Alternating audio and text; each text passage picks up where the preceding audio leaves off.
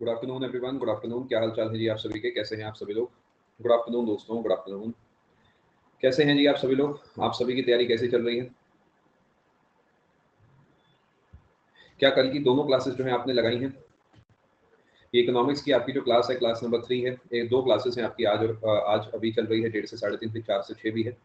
Doubts के लिए question tab खुला है, वहाँ भेजें, चाहे अनअकैडमी का आस्क डाउट फीचर का इस्तेमाल करें। बाकी रेज हैंड भेज के आप मुझसे अपने जिस एजुकेटर से आप बात करना चाहें आप कर सकते हैं। जी हाँ, लंच मैंने कर लिया है, मैं उम्मीद कर रहा हूँ आपने भी लंच कर लिया होगा। आप अगर नोटिस कर रहे हैं तो सिर्फ 2 ही सेशन में हमने बहुत बड़ा पोर्शन इकोनॉमिक्स का जो है पूरा कर लिया है, जिसके अंदर हमने जीडीपी पूरा समझ लिया है। उसके अलावा हमने माइक्रो इकोनॉमिक्स के कई सारे कॉन्सेप्ट जैसे कि डिमांड है, सप्लाई है, उसके बाद लॉ ऑफ डिमांड है, लॉ ऑफ सप्लाई है, इलास्टिसिटी ऑफ डिमांड है, ये जितनी चीजें हैं हमने सब समझ ली हैं। और उसके बाद हमने यूटिलिटी वाला टॉपिक भी समझ लिया। यानी ये जो छोटा सा पोर्शन है अपना पूरा हो चुका है माइक्रो इकोनॉमिक्स का। अब हम इसी को आगे लेके चलेंगे। आज मुझे ऐसा लगता है कई सारे और टॉपिक्स जो हम इजीली कवर कर पाएंगे। जिसने लंच नहीं करा है वो क्लास के साथ साथ लंच करे और कोशिश करे फोकस जो है प्राइमरी होना चाहिए क्लास के ऊपर, ठीक है। कल की क्लास मैंने आपको यूटिलिटी समझाया था, आज मैं उसी के जैसा एक और चीज समझाने वाला हूँ जिसका नाम है प्रोडक्शन, यानी प्रोडक्शन फंक्शन। जो बच्चे हिंदी वाले हैं ये है प्रोडक्शन फंक्शन यानी उत्पादन फलन, ठीक है। प्रोडक्शन फंक्शन आराम से समझाता हूँ। सबसे पहले ये बताओ, अगर मैं प्रोडक्शन की बात करता हूँ या मैं कॉस्ट की बात करता हूँ तो क्या ये प्रोड्यूसर पॉइंट ऑफ व्यू है या एक कंज्यूमर पॉइंट ऑफ व्यू है? यानी जब मैं आपसे कहता हूँ प्रोडक्शन कॉस्ट इसकी 5 रुपए है तो ये प्रोड्यूसर की जुबानी है या फिर खरीदार की? ये प्रोड्यूसर की जुबानी है, सेलर की जुबानी है, क्योंकि वो बनाता है सामान को। तो अगर आप कहीं पे कॉस्ट वर्ड देखते हैं तो जनरली जो कॉस्ट वर्ड है इसका मतलब होता है वो कितने की बनी, और कहीं पर आप प्राइस वर्ड देखते हैं तो इसका मतलब होता है कितने की है। फर्क समझ पा रहे हैं? यानी मान लेते हैं कि मैं सामान है, मेरे पास एक पेन है, ये मैंने 2 रुपए का बनाया और इसमें बाजार में 5 का बेचता हूँ, तो मेरे लिए जो कॉस्ट है वो ये है। मेरे लिए जो कॉस्ट पड़ी है मेरी जेब को ये है, और मेरा जो इस सामान का प्राइस है जो मैं तय कर रहा हूँ आपके लिए वो है आपका 5 रुपए। तो कभी भी दुकान पे आप जाते हैं तो आप ये नहीं कहेंगे कि भैया इसका कॉस्ट कितना है, वो भैया आपको कभी भी उसका एक्चुअल कॉस्ट नहीं बताएंगे, क्योंकि उसके अंदर उनका प्रॉफिट भी छुपा होगा। आपको ये पूछना होता है इसका प्राइस कितना है, ठीक है। ये देखिए बारीकियां हैं जो आपको पता होनी चाहिए कल को। भाई मैं तो सपना देखता हूँ ना कि आप एमईए में लगेंगे, एमईए में लगने के बाद आप देश से बाहर जाएंगे, जब वहां पर आप जाएंगे और मार्केट में शॉपिंग करने जाएंगे तो आप इन बातों का ध्यान रखेंगे। हम तो भैया बड़े सपने देखते हैं तो हम तो आपके बारे में ऐसा जरूर सोचेंगे, ठीक है। प्रोडक्शन फंक्शन की अब मैं आपसे बात करता हूँ, आराम आराम से समझते हैं। देखिए अगर आप कॉस्ट बोलते हैं और इसके आगे सेलिंग बोल देते हैं तो ऑटोमेटिकली प्राइस बन जाता है चीज का, है ना। लेकिन जो कॉस्ट अपने आप में शब्द है ये generally producer point of view पे इसका इस्तेमाल करा जाता है। वो अलग बात है कि आप कहीं मार्क कॉस्ट कितनी है या सेलिंग कॉस्ट कितनी है, वो अलग बात है, बट इन जनरल कॉस्ट शब्द प्रोड्यूसर पर्सपेक्टिव से डील करा जाता है। देखिए अगर आप कुछ भी बनाते हैं, अगर आप कुछ भी बनाते हैं यानी आप इनपुट आपके पास है और उससे आप कुछ प्रोसेसिंग करते हैं उसके ऊपर और उससे आप आउटपुट बनाते हैं, तो क्या मैं कह सकता हूँ आउटपुट में तो वो फाइनल प्रोडक्ट आएगा। मान लेते हैं मेरा फ्रिज बनाने का काम है तो फ्रिज आ जाएगा, चम्मच बनाने का काम है चम्मच आ गया, माउस का है माउस आ गया, लैपटॉप आ गया, जो भी आ गया। लेकिन इनपुट में तो बहुत कुछ लगेगा। हर एक तरीके की फैक्ट्री में कुछ चीजें कॉमन होती है, जैसे कि लैंड, हवा में तो फैक्ट्री होगी नहीं, सपनों का घर तो है नहीं, जमीन चाहिए होगी। अब वो आप किराए पे लें या अपनी खरीदी हुई जमीन आपको चाहिए होगी। इसी तरीके रॉ मटेरियल भी चाहिए होगा, है ना। जादू तो है नहीं कि हवा को 2 बार घुमाए और फ्रिज तैयार हो गया, काश ऐसा होता। रॉ मटेरियल भी चाहिए होगा, इसी तरीके फ्यूल भी चाहिए होगा। व्हेन आई से फ्यूल, यहाँ पर फ्यूल में इलेक्ट्रिसिटी, पेट्रोल, डीजल सब कुछ काउंट होता है। बेसिकली जो मशीन को रन करने के लिए जिसका इस्तेमाल करा जाता है, ठीक है। ये इसमें कुछ एक्सेप्शन होते हैं, जैसे कि जो कॉटेज इंडस्ट्री होती है या जो छोटे छोटे बिजनेसेस होते हैं, एमएसएमईज होती है, माइक्रो स्मॉल मीडियम एंटरप्राइजेस, इनमें कभी बार क्या होता है फ्यूल का कोई खास इस्तेमाल नहीं करते हैं, यानी सारे काम अपने हाथों से करते हैं, घरों के अंदर करते हैं, तो वो एक्सेप्शन है। बट इन जनरल एक नॉर्मल फैक्ट्री में इन सब चीजों का इस्तेमाल करा जाता है। इसके बाद क्या लेबर आती है? लेबर डेफिनेटली आएगी। अब आप खुद काम कर रहे हैं तो आप अपनी लेबर है। अगर आप किसी लड़के को या लड़की को, किसी पुरुष को, महिला को आप अपने पास नौकरी पे रखते हैं तो आपकी लेबर वो हो गई। इसी तरीके कैपिटल, कैपिटल क्यों चाहिए? जिससे कि आप ये सब सामान जो है खरीद सको, labour, fuel, raw material, land, ये सब कैपिटल से ही तो आएगा। कैपिटल का मतलब होता है पूंजी, यानी आपके पास पूंजी होनी चाहिए, लागत होनी चाहिए काम को करने में। क्या ये बात आप समझ पा रहे हैं? यानी प्रोडक्शन के इनपुट्स ये हैं, और भी कुछ हो सकते हैं डिपेंडिंग अपॉन द बिजनेस, और आउटपुट जो है वो सिर्फ फाइनल प्रोडक्शन, फाइनल प्रोडक्ट। अब इसे थोड़ा सा मैं डिटेल में लेके चलता हूँ आपके साथ, आराम आराम से समझाता हूँ, जल्दबाजी मत करो, ठीक है। देखो जो इनपुट्स हैं हमारे, वो 2 तरीके के इनपुट्स हो सकते हैं। ये इंपॉर्टेंट टॉपिक है तो इसे आराम आराम से पढ़ाऊंगा। उसमें से एक इनपुट हो सकता है जो कि फिक्स्ड हो, जैसे कि एक बार खरीदा छुट्टी, जैसे कि लैंड हो गया, मशीन हो गई। जैसे मेरे लिए माउस मुझे बताओ फिक्स्ड है या फिर वेरिएबल है, दूसरा वेरिएबल होता है फॉर योर रेफरेंस। मैंने एक ही बार खरीदा है ना, एक बार अपनी जेब से पैसा लगा दिया, ये फिक्स्ड है, ठीक है। अगर मैं लैपटॉप की अपनी बात करता हूँ, यूएसबी हब्स की बात करता हूँ, पेन टैबलेट की बात करता हूँ, यूएसबी केबल, दुनिया भर की जो चीजें, चार्जर है, ये सब क्या है, फिक्स्ड है। एक बार खरीदा, मैं उसे यूज करूँ या ना करूँ, मेरा पैसा फंस गया। यानी अगर मैंने अपना लैपटॉप खरीदा मान लेते 5,000 रुपए का, तो मैं उस पर चाहे 1000 क्लासेस ले लूँ, चाहे 1000 घंटे आपको पढ़ा दूं, चाहे मैं 1 मिनट भी ना पढ़ाऊं, मेरा पैसा वहां पे लॉक हो चुका है, ठीक है। खराब हो गया तो वो एक अलग बात है, उस केस में हम रिप्लेस करेंगे, लेकिन इन जनरल हम थ्योरी में मान के चलते हैं कि वो खराब नहीं होगा, ठीक है। वेरिएबल की अगर आपसे बात करता हूं तो यहाँ पर वो है जो डिपेंड करता है मैं कितना इस्तेमाल कर रहा हूँ। यस आयुष्मान, जैसे कि raw material, labour, electricity, fuel, ये सब इसमें आता है, ठीक है। इलेक्ट्रिसिटी एक वेरिएबल कॉस्ट है, बिकॉज अगर लॉकडाउन लग गया तो लॉकडाउन में क्या होगा, किसी फैक्ट्री में काम नहीं होगा, जब काम नहीं हो रहा तो उस केस में क्या है कि वहाँ पे इलेक्ट्रिसिटी का कंजम्पशन नहीं होगा, ठीक है। अगर लेबर की बात करते हैं, यहाँ पे लेबर जो है वो कॉन्ट्रैक्ट बेसिस वाली है, कॉन्ट्रैक्ट बेसिस, यानी अगर काम होगा तो ही वो आके मुझसे पैसे लेंगे, यानी ये तनख्वाह वाली लेबर नहीं है। तनख्वाह वाली लेबर को आप फिक्स्ड या रेगुलर इन्वेस्टमेंट में मान सकते हैं कि अगर वो 4 दिन नहीं भी आए तो भी उनकी तनख्वाह चल रही हो। समझ गए, कोई दिक्कत तो नहीं है आपको? सब समझ आएगा निरंजन, थोड़ा सा आपको समय देना होगा, ठीक है। कार फिक्स्ड, पेट्रोल वेरिएबल, ऐसा आप कह सकते हैं, ठीक है। थोड़ा सा आपको फर्क समझ आया। इनपुट्स दो तरीके के हैं, एक है फिक्स्ड, एक है variable. Labour as a person, labour को यहाँ पर एज अ पर्सन माना गया है, बिल्कुल। अब मैं आपको एक बात समझाना चाहता हूँ। मान लेते हैं मैं एक इक्वेशन लिखता हूँ, q x is equal to function of, मान लेते हैं एल सी, और मान लेते हैं आर, ऐसे बहुत सारे कुछ है।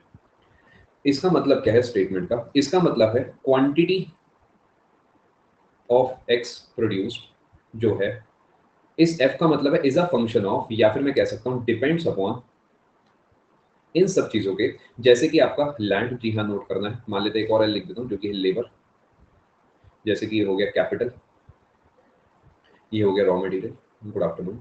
ऐसे और भी कई सारे फैक्टर्स हो सकते हैं, जैसे बिजली हो गया, पानी हो गया, हर बहुत कुछ हो सकता है, डिपेंड करता है वो फैक्ट्री किस चीज की, ठीक है। जैसे कि मान लेते हैं न्यूक्लियर रिएक्टर है तो वहाँ पे यूरेनियम भी काउंट होगा रॉ मटेरियल में, अगर कोई हाइड्रो पावर है तो वहाँ पे पानी काउंट होगा, डिपेंड्स। इन जनरल मैं कुछ चीजें यहाँ पे लिख रहा हूँ।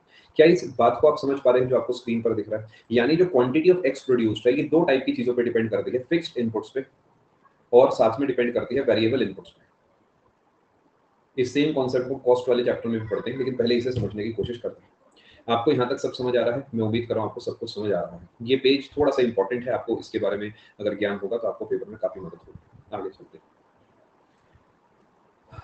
चलते हैं जी। अब अगर मैं आपसे प्रोडक्शन फंक्शन की डेफिनेशन की बात करता हूँ, किताबी डेफिनेशन नहीं लिखूंगा, सेंस नहीं है, तो production function shows the functional और technical relation between physical inputs and physical outputs.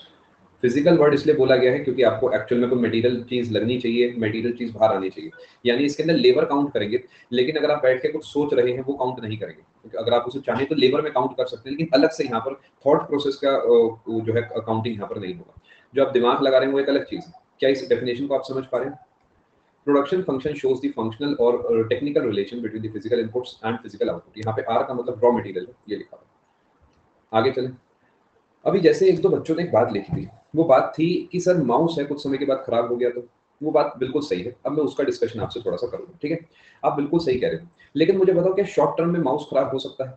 Chances है नहीं। तभी कंपनीज इतनी कॉन्फिडेंट है कि वो 1 साल की, 6 महीने की, 2 साल की वारंटीज देती है कि हमें पता नहीं खराब होगा। ऐसे ही आपके घर का जो बल्ब है वो भी 1 साल की वारंटी पे आता है, पहले बीच में 2 साल की वारंटी आने लगी थी, वो 1 साल हो गया है, कि कंपनीज को पता है कि वो खराब नहीं होगा। अब इस डेटा का थोड़ा सा इस्तेमाल करता हूँ अगले पेज, देखिए।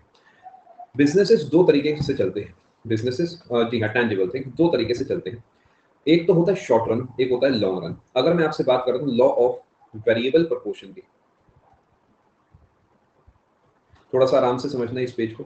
लॉ ऑफ वेरिएबल प्रोपोर्शन, और इधर लिख रहा हूँ law of returns to scale.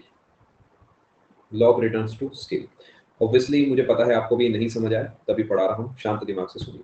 इसे मैं कह सकता हूँ law of returns to factor.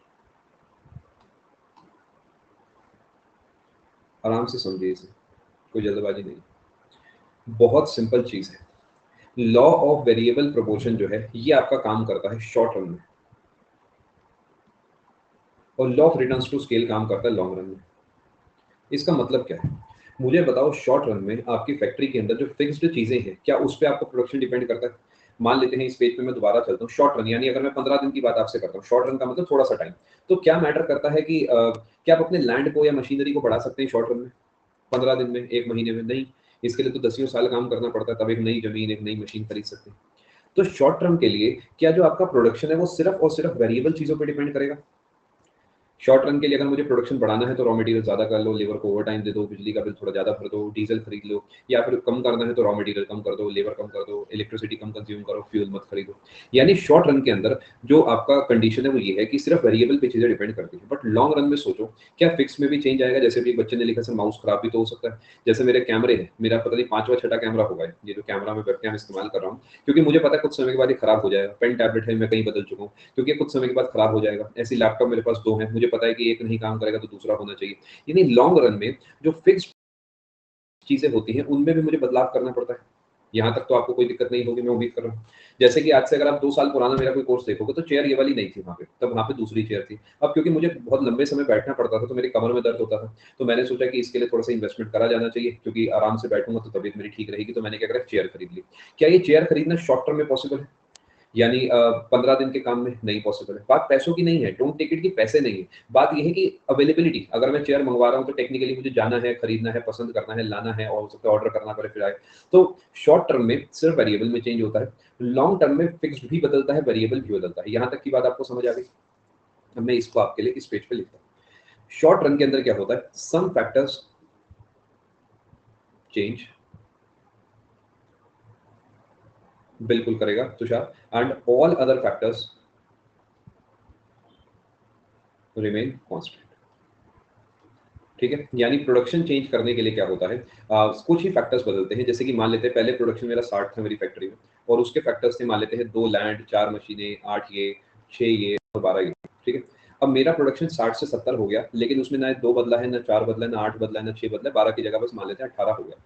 यानी ये जो प्रोडक्शन में चेंज आया है ये सिर्फ आखिरी वाले वेरिएबल की चेंज की वजह से आया है। मैंने बस क्या करा है, लेबर एक्स्ट्रा बुला ली है अपने पास, बाकी सब कुछ मशीनें या फिर जो बाकी खर्चे हैं वो सेम है। ठीक है जी, यानी मैं इसमें कह सकता हूँ ये जो सम फैक्टर्स हैं जो कि बदल रहे हैं, ये जनरली आपके कौन से होते हैं, ये होते हैं वेरिएबल फैक्टर्स। यानी variable factors change, variable factors change, और फिक्स्ड वाले जो है ये कांस्टेंट रहते हैं, ये इनमें बदलाव नहीं आता।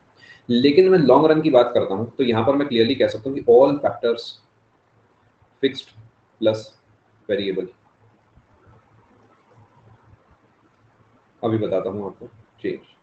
फैक्टर्स का मतलब फैक्टर ऑफ प्रोडक्शन, जैसे कि जो भी 4-5 मैंने लिखवाए थे। इनपुट्स, यहाँ फैक्टर्स का मतलब है इनपुट्स। मान लेते हैं पहले 60 था, तो यहाँ मेरा फंक्शन था, मान लेते हैं 2, 4, 8, 6 और 12, और अभी मान लेते हैं हो गया, मान लेते हैं 90, और फंक्शन में हो गया 3, 5, 9, 12 और 16। समझ पा रहे हैं? ये हो सकता है 16 की जगह 10, 12 की जगह 10 हो जाए, ये मान लेते हैं 6 की जगह 2 रह जाए, मतलब ऐसा नहीं सब ऊपर ही जाएंगे, हो सकता है कुछ ऊपर जाए कुछ नीचे जाए, डिपेंड्स। कोई बात नहीं, फिर दोबारा समझाएंगे। यानी यहाँ पर सभी तरीके के फैक्टर्स जो है बदलते हैं। ये तो है लिखित तौर पे बात, आपको मैं सरल भाषा में समझाता हूँ, मेरी बात को बस सुनते जाइएगा। मेरे पास एक फैक्ट्री है, ठीक है, उसे इमेजिन करें आप। ठीक है, अभी अभी मैंने फैक्ट्री लगाई है, तो अगले 6 महीने मुझे बताओ क्या मैं हर हर महीने नई मशीन खरीदूंगा? नहीं खरीदूंगा मैं। कुछ समय के बाद ही जब मेरे पास बहुत सारा पैसा हो जाएगा, जब मुझे लगेगा नीड है, मेरे पास इतना ऑर्डर आया, तब मैं मशीन खरीदूंगा। ये चीजें जो है ये फिक्स्ड में काउंट होती है, वेरिएबल में नहीं। बट वेरिएबल तो मैं डेली खरीदता रहूंगा, कि मुझे लेबर के लिए मान लेते हैं रॉ मटेरियल मंगवाना है, कोई नया ऑर्डर आ गया छोटा सा, मैंने थोड़ा सा उसके लिए बर्तनों का सामान खरीद लिया, थोड़ा सा डीजल मंगवा के रख लिया, बिजली का बिल मेरा आ गया, ये सब जो है वेरिएबल में काउंट होता है। तो शॉर्ट रन में क्या होता है, वेरिएबल कॉस्ट तो बदलती रहती है, क्योंकि हर बार नए दिन नया सफर होता है कि आज 200 चम्मच बनाने का ऑर्डर है, कल 300 चम्मच बनाने का ऑर्डर है, तो उसी में मैं थोड़ा बहुत ऊपर नीचे करता रहूंगा। बट लंबे समय में लॉन्ग रन में क्या होता है कि मुझे सभी चीजों में चेंज करना होता है, मुझे जमीन भी बड़ी लेनी होगी, मुझे सब काम धीरे धीरे एक्सपैंड करने होंगे। क्या बात को आप समझ पा रहे हैं? एक बार कंफर्म करें। फिक्स्ड और वेरिएबल का फर्क आपको पता होना चाहिए, और शॉर्ट रन लॉन्ग रन का फर्क पता होना चाहिए। ये पता होना चाहिए कि शॉर्ट रन में law of returns to factor होता है, और लॉन्ग रन में होता है law of returns to scale. ये थोड़ी सी टेक्निकल डेफिनेशंस हैं, बट मैंने सिंपल भाषा में समझाने की कोशिश करी। Physical inputs as intangible inputs like electricity.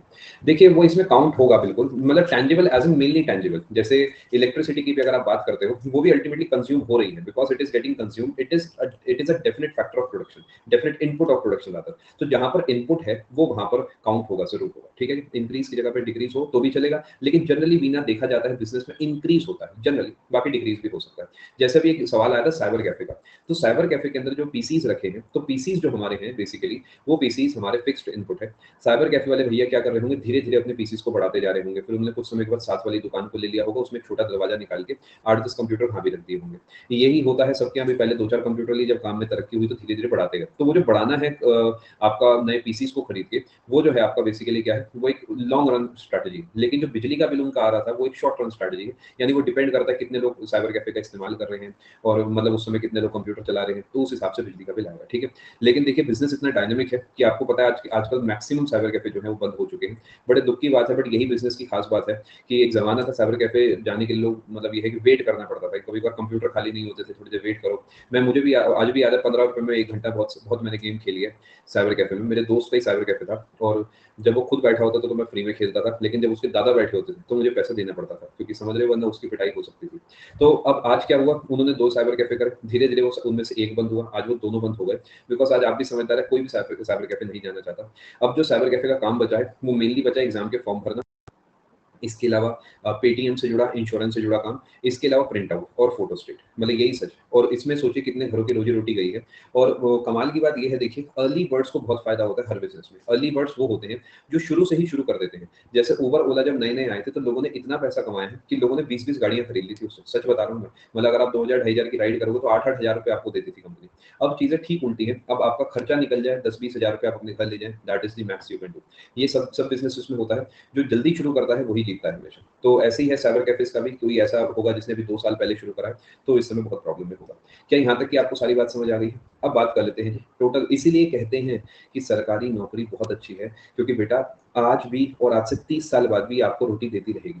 अभी आपको लगता है, आप अभी नौजवान है तो आपको लगता होगा सर रोटी तो खा ही लेंगे, बट सोच के देखिए जब आपके ऊपर पूरी जिम्मेदारी होगी, आपको स्कूल की फीस देनी है, आपके खर्चे ऑलरेडी सेट होते हैं, 50,000 रुपये महीना आपको देना ही देना है, आप कहीं से भी लाओ, लाना ही लाना है। ये मैं बात की बात कर रहा हूँ, अभी तो चलिए 50 से कम होगा आपका खर्चा, बट एक टाइम ऐसा आएगा महंगाई इतनी बढ़ जाएगी कि आपको 50,000 रुपये देना ही होगा।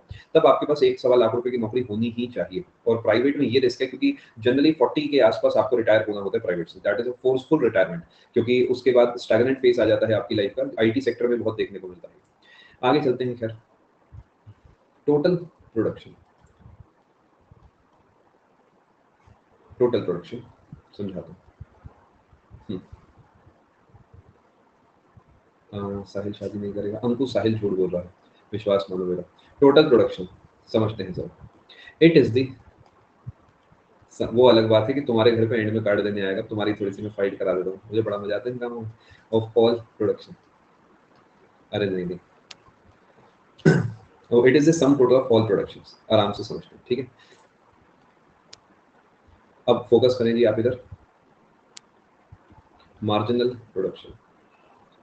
मार्जिनल शब्द का अगर एक सिंगल वर्ड में आपसे मतलब पूछूं तो क्या हर जगह मार्जिनल का मतलब एडिशनल है? अब दोबारा वो सेंटा क्लॉज वाली कहानी नहीं सुनाऊंगा, क्योंकि एक बार सुना दी है। यानी मार्जिनल शब्द कुछ नहीं है, एडिशनल है। तो क्या मैं कह सकता हूं, अगर मैं एक एक्स्ट्रा सामान यूज करता हूं, यानी additional production by using an additional input,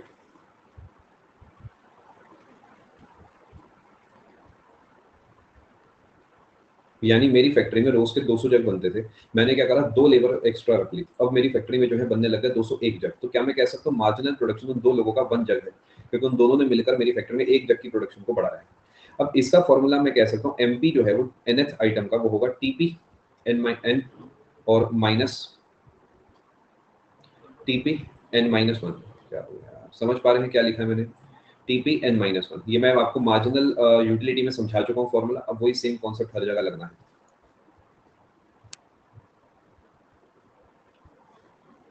फटाफट नोट करिए, ये सब पूछा जाता है।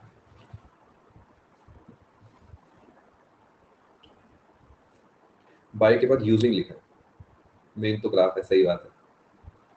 आप कॉमर्स से पढ़े हैं नियति, या फिर साइंस से? है ना, हाँ, कॉमर्स वाले बच्चे समझते हैं बात।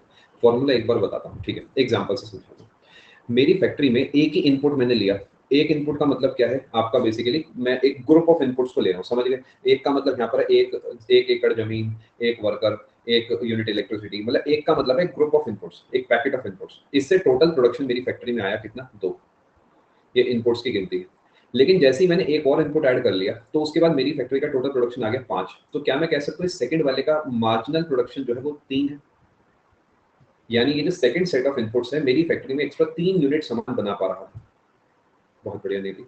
इसी तरीके 3 नंबर पे जो है यहाँ पर 10 आ गया, तो इसका 5 हो गया। मतलब ये खेल है कि अगर मुझे मार्जिनल प्रोडक्शन निकालना है थर्ड का, तो मैं निकालूंगा टोटल प्रोडक्शन 3 तक का माइनस टोटल प्रोडक्शन 2 तक का। इस तरीके आप ये भी चाहो तो लिख सकते हो। ये ना बड़े देसी भाषा में लिखे हुए एग्जांपल्स है, लेकिन रिवीजन में बड़ी मदद करते हैं। ठीक है, चलें आगे। सभी लोग समझ चुके हैं। अब बात कर लेते हैं जी एवरेज प्रोडक्शन की। एवरेज प्रोडक्शन का मतलब क्या होगा, मुझे बताओ। ऑन एन एवरेज मैं अपनी फैक्ट्री में 5 इनपुट यूज करता हूँ और 10 जग बनाता हूँ, तो एवरेज प्रोडक्शन कितना हुआ मेरी फैक्ट्री का? 5 इनपुट यूज करके 10 जग बनाता हूँ।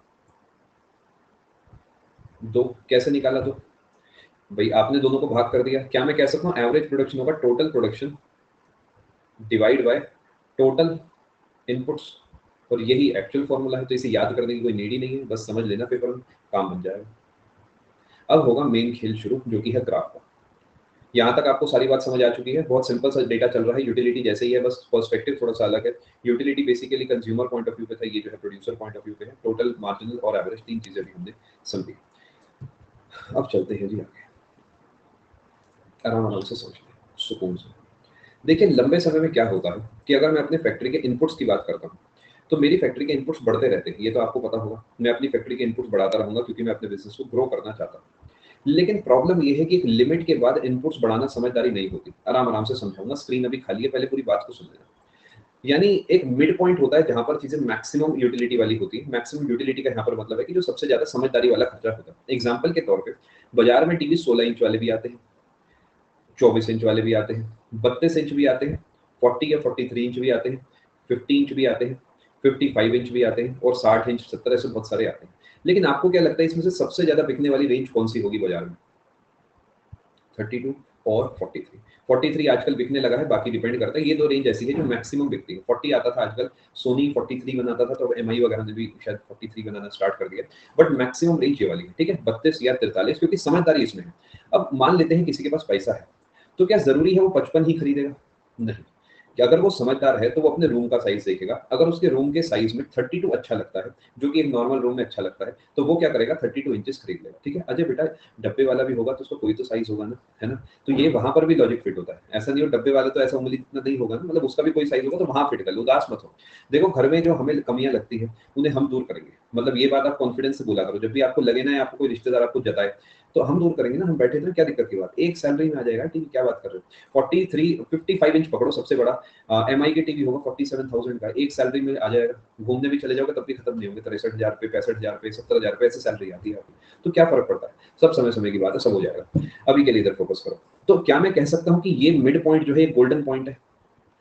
इससे ऊपर जाना पैसे को उड़ाना कहते हैं, इससे नीचे जाना कॉम्प्रोमाइज करना कहते हैं।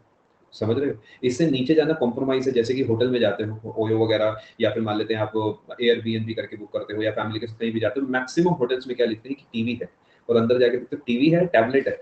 तो आप ध्यान से देखते हो तो वहां पर क्या 16 इंच 24 इंच वाला टीवी लगा होता है, नॉर्मल है। आप सब लोग कभी होटल्स में गए होंगे तो आपने देखा होगा कि बहुत छोटा सा नाम का टीवी जो है लगा रहा होता है। तो वो कॉम्प्रोमाइज की तरफ है, और इससे ऊपर जाना लग्जरी की तरफ है, या फिर आप कहेंगे थोड़ा सा पैसे उड़ाने की तरफ भी। समझ पा रहे हैं? किसी को शौक है तो एक अलग बात है, जैसे मुझे पर्सनली बहुत शौक है बड़े टीवी का, तो मुझे रहता है। लेकिन इन जनरल अगर आपको शौक नहीं है, सिंपली दिखावे के लिए आप ऐसा करते हैं, तो फिर वो समझदारी नहीं है। ठीक है, अब इसका इस्तेमाल कहाँ पे करूंगा मैं आपको वो समझा दूं। ये मैं ग्राफ आपके सामने बना के दिखा रहा हूँ। यहाँ पर है टोटल प्रोडक्शन, यहाँ पर है मार्जिनल प्रोडक्शन, दोनों एक साथ बनाऊंगा, और यहाँ पर है नंबर ऑफ इनपुट्स। आराम आराम से सुनो, ग्राफ बिल्कुल बनाने हैं बेटा, ग्राफ से सवाल पूछे जाते हैं।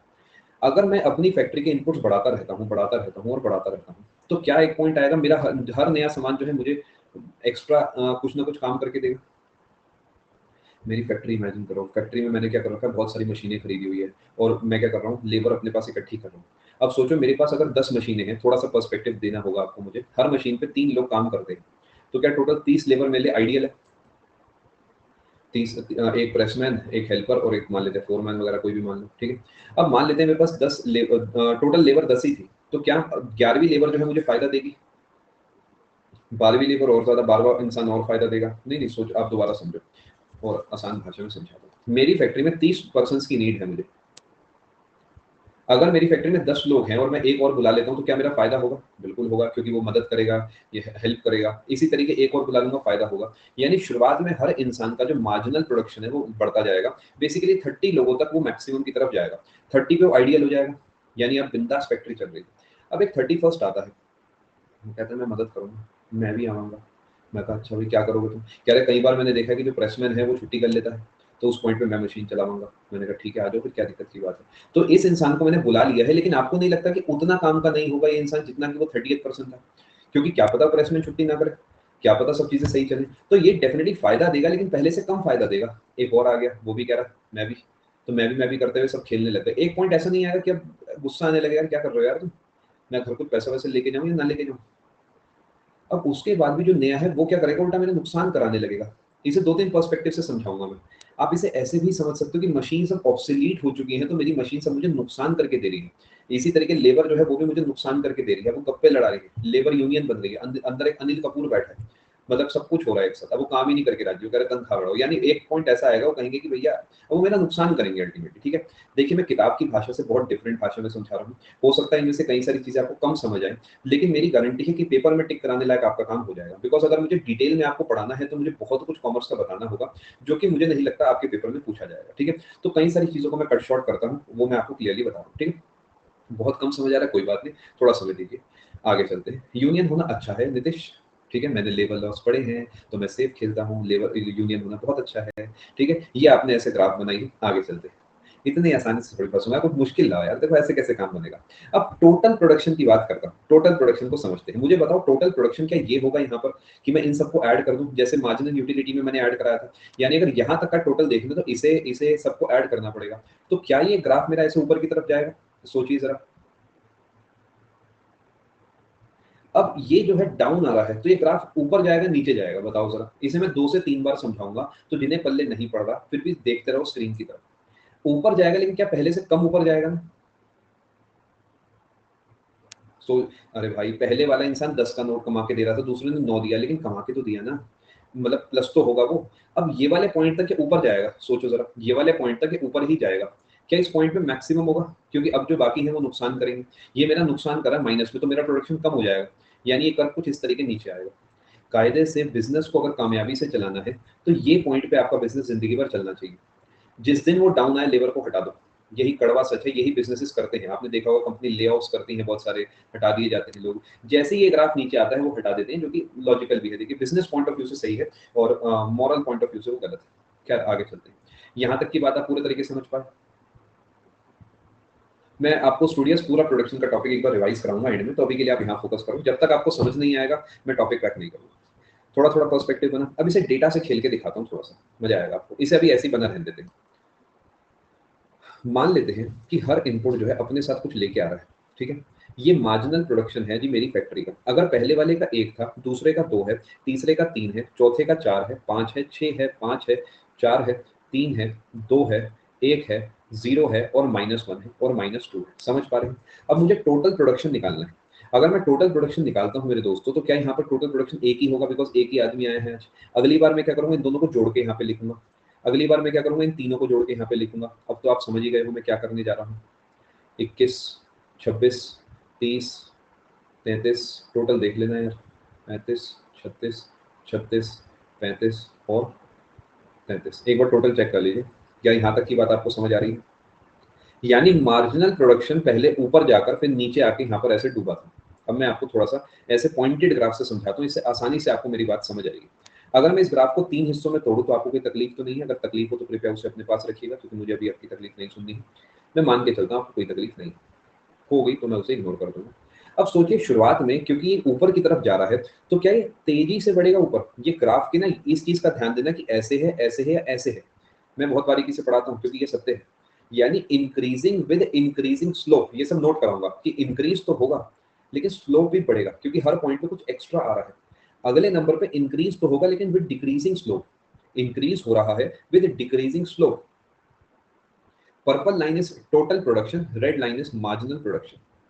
इस पॉइंट के बाद ये हो जाएगा मैक्सिमम, सोचिए जरा, उसके बाद ये डाउन हो गया। अब सभी को समझ आया?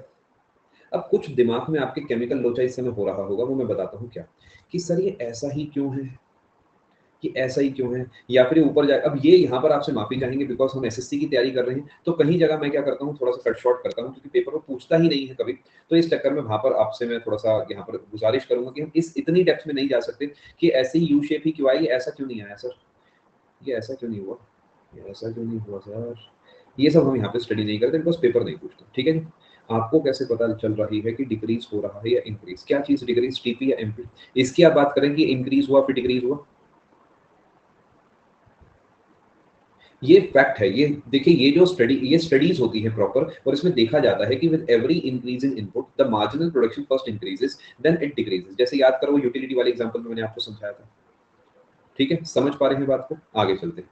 मैं उम्मीद कर रहा हूँ आपको समझ आ रहा है। जो बच्चे कॉमर्स से भी पढ़े हैं, मुझे ऐसा लगता है कि आपको थोड़ा थोड़ा लग रहा होगा कि स्कूल की टक्कर का तो मैं पढ़ा रहा हूँ, अगर आपको उससे ज्यादा डिटेल नहीं दे रहा हूँ, बिकॉज इतना डेप्थ में कॉम्पिटेटिव एग्जाम को तो छोड़ो, स्कूल में भी इतना डेप्थ में नहीं पढ़ाया जाता, जबकि उनको पूरा साल होता है पढ़ाने को। ठीक है, आगे चले, आगे चलते हैं जी। यहाँ तक कि आप मेरी बातों को समझ पाए। अब मैं आपको समझाता हूँ कि पेपर आपसे क्या पूछेगा, फटाफट नोट कर लो।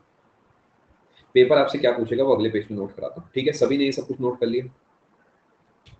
आगे चले। अब मैं आपके लिए एक फ्रेश डायग्राम बनाऊंगा अगले पेज पे, एकदम बेहतरीन सा। अब आप स्क्रीन की तरफ फोकस करिएगा।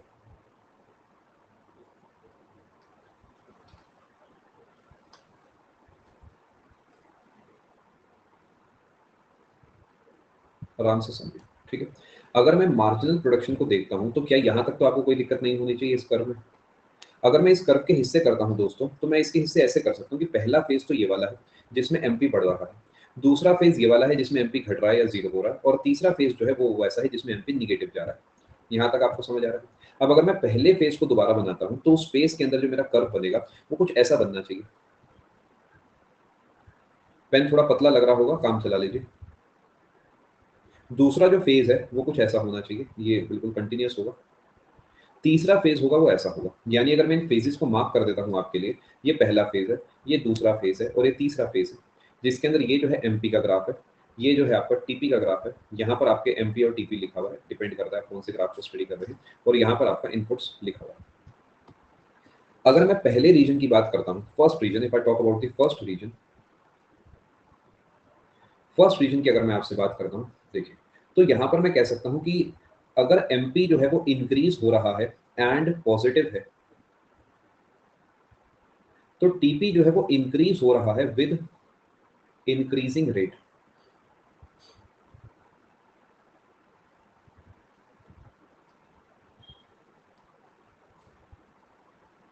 ये बात आपको समझ आई? ये पहला पॉइंट हो गया, बहुत इंपॉर्टेंट है, तो कृपया फोकस करिएगा, कमेंट्स में आप लोग बाद में पढ़ूंगा। अगर मैं दूसरे वाले इलाके की बात करता हूँ, ये हो गया सेकंड इलाका आपका। सेकंड इलाके में क्या है, एमपी जो है वो डिक्रीज हो रहा है एंड पॉजिटिव है। अभी पॉजिटिव है, जीरो नहीं गया है। तो इस केस में क्या होगा, टीपी जो है वो इंक्रीज हो रहा है विद डिक्रीजिंग स्लोप या डिक्रीजिंग रेट। ये आपका है जी सेकंड पॉइंट। तीसरा मैं मान लेता हूँ एक पॉइंट है आपका, ये अलग से मार्क कर देता हूँ, वो ये है कि अगर एमपी जो है वो जीरो हो चुका है, तो टीपी आपका जो है मैक्सिमम हो चुका है। ये सब पेपर के सवाल है, when MP is zero TP is क्या, इतना सही देता है सवाल। और इतने सा सवाल के पीछे पूरी क्लास का जो कहानी है वो आपको याद होनी चाहिए। सीधा लिखेगा एमपी इज जीरो, तो टीपी इज क्या, जीरो, मिनिमम, मैक्सिमम, कांस्टेंट। पता है तो ठीक है, वरना 2.5 नंबर जाने तय है। इसी तरीके मैं तीसरे वाले इलाके पे अगर फोकस करता हूँ, तो एमपी तो जिंदगी भर के लिए डिक्रीज ही हो रहा है एंड अब निगेटिव हो चुका है, तो टीपी जो है वो डिक्रीज होगा। ठीक है, टीपी डिक्रीज होगा। अब ये टीपी डिक्रीज होगा इंक्रीजिंग रेट से या डिक्रीजिंग रेट से, ये पता नहीं क्या होगा, वो डिपेंड करता है एमपी कैसे डिक्रीज हो रहा है। जहां तक है इंक्रीजिंग रेट से डिक्रीज होता है, मतलब एकदम फॉल करता है एकदम। अगर ये भी एकदम डाउन जाता है इस तरीके, ये अगर ऐसे जाता है तो ये भी, ये हल्का सा कम जाता है। इट डिपेंड्स, लेकिन पेपर ये सब नहीं पूछता। पर्पल वाला दो का पार्ट है, पर्पल वाला ना दो का पार्ट है ना तीसरे का पार्ट है, पर्पल वाला इनका जॉइंट है, ये वाला पॉइंट है पर्पल, इसलिए मैंने उसे अलग कलर से लिखा। क्या आप सभी को ये पन्ना समझ आ गया है? आपको ये पसंद है या नहीं है? आप इसे पढ़िए, प्लीज इसे पढ़िए, ये इंपॉर्टेंट है, पेपर पूछेगा। लार्जली नो पूजा, जनरली इसका कोई खास एक्सेप्शन नहीं देखने को मिला, हो सकता है कोई आपको पता तो प्लीज शेयर करें, मैं डिस्कस करूँगा।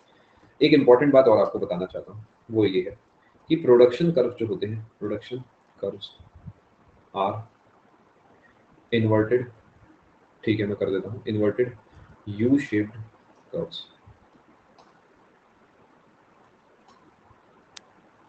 ये भी पूछता है पेपर, प्रोडक्शन कर्व की शेप कैसी।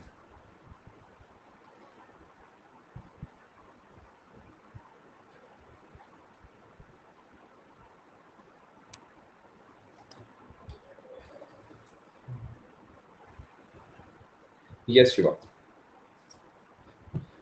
यहाँ तक कि आप सारी बात समझ पाए। अभी रिवीजन नहीं कराऊंगा स्टूडियोस, अभी एक और प्यारी सी बात आपको सिखाऊंगा, वो है relation between AP and M. ये बड़ा प्यारा कॉन्सेप्ट है, मजा आ जाएगा आपको इसे समझ में। स्लाइड आप देखिए फटाफट, मजा आ जाएगा, दिल खुश हो जाएगा पढ़ के इसे। एपी और एमपी में क्या रिलेशन है मैं आपको समझाता हूँ। देखिए एक बात समझने की कोशिश करें, आपको पता है जो एवरेज होता है वो शुरुआत में आसानी से बदल सकता है और बाद में धीरे धीरे बदलता है।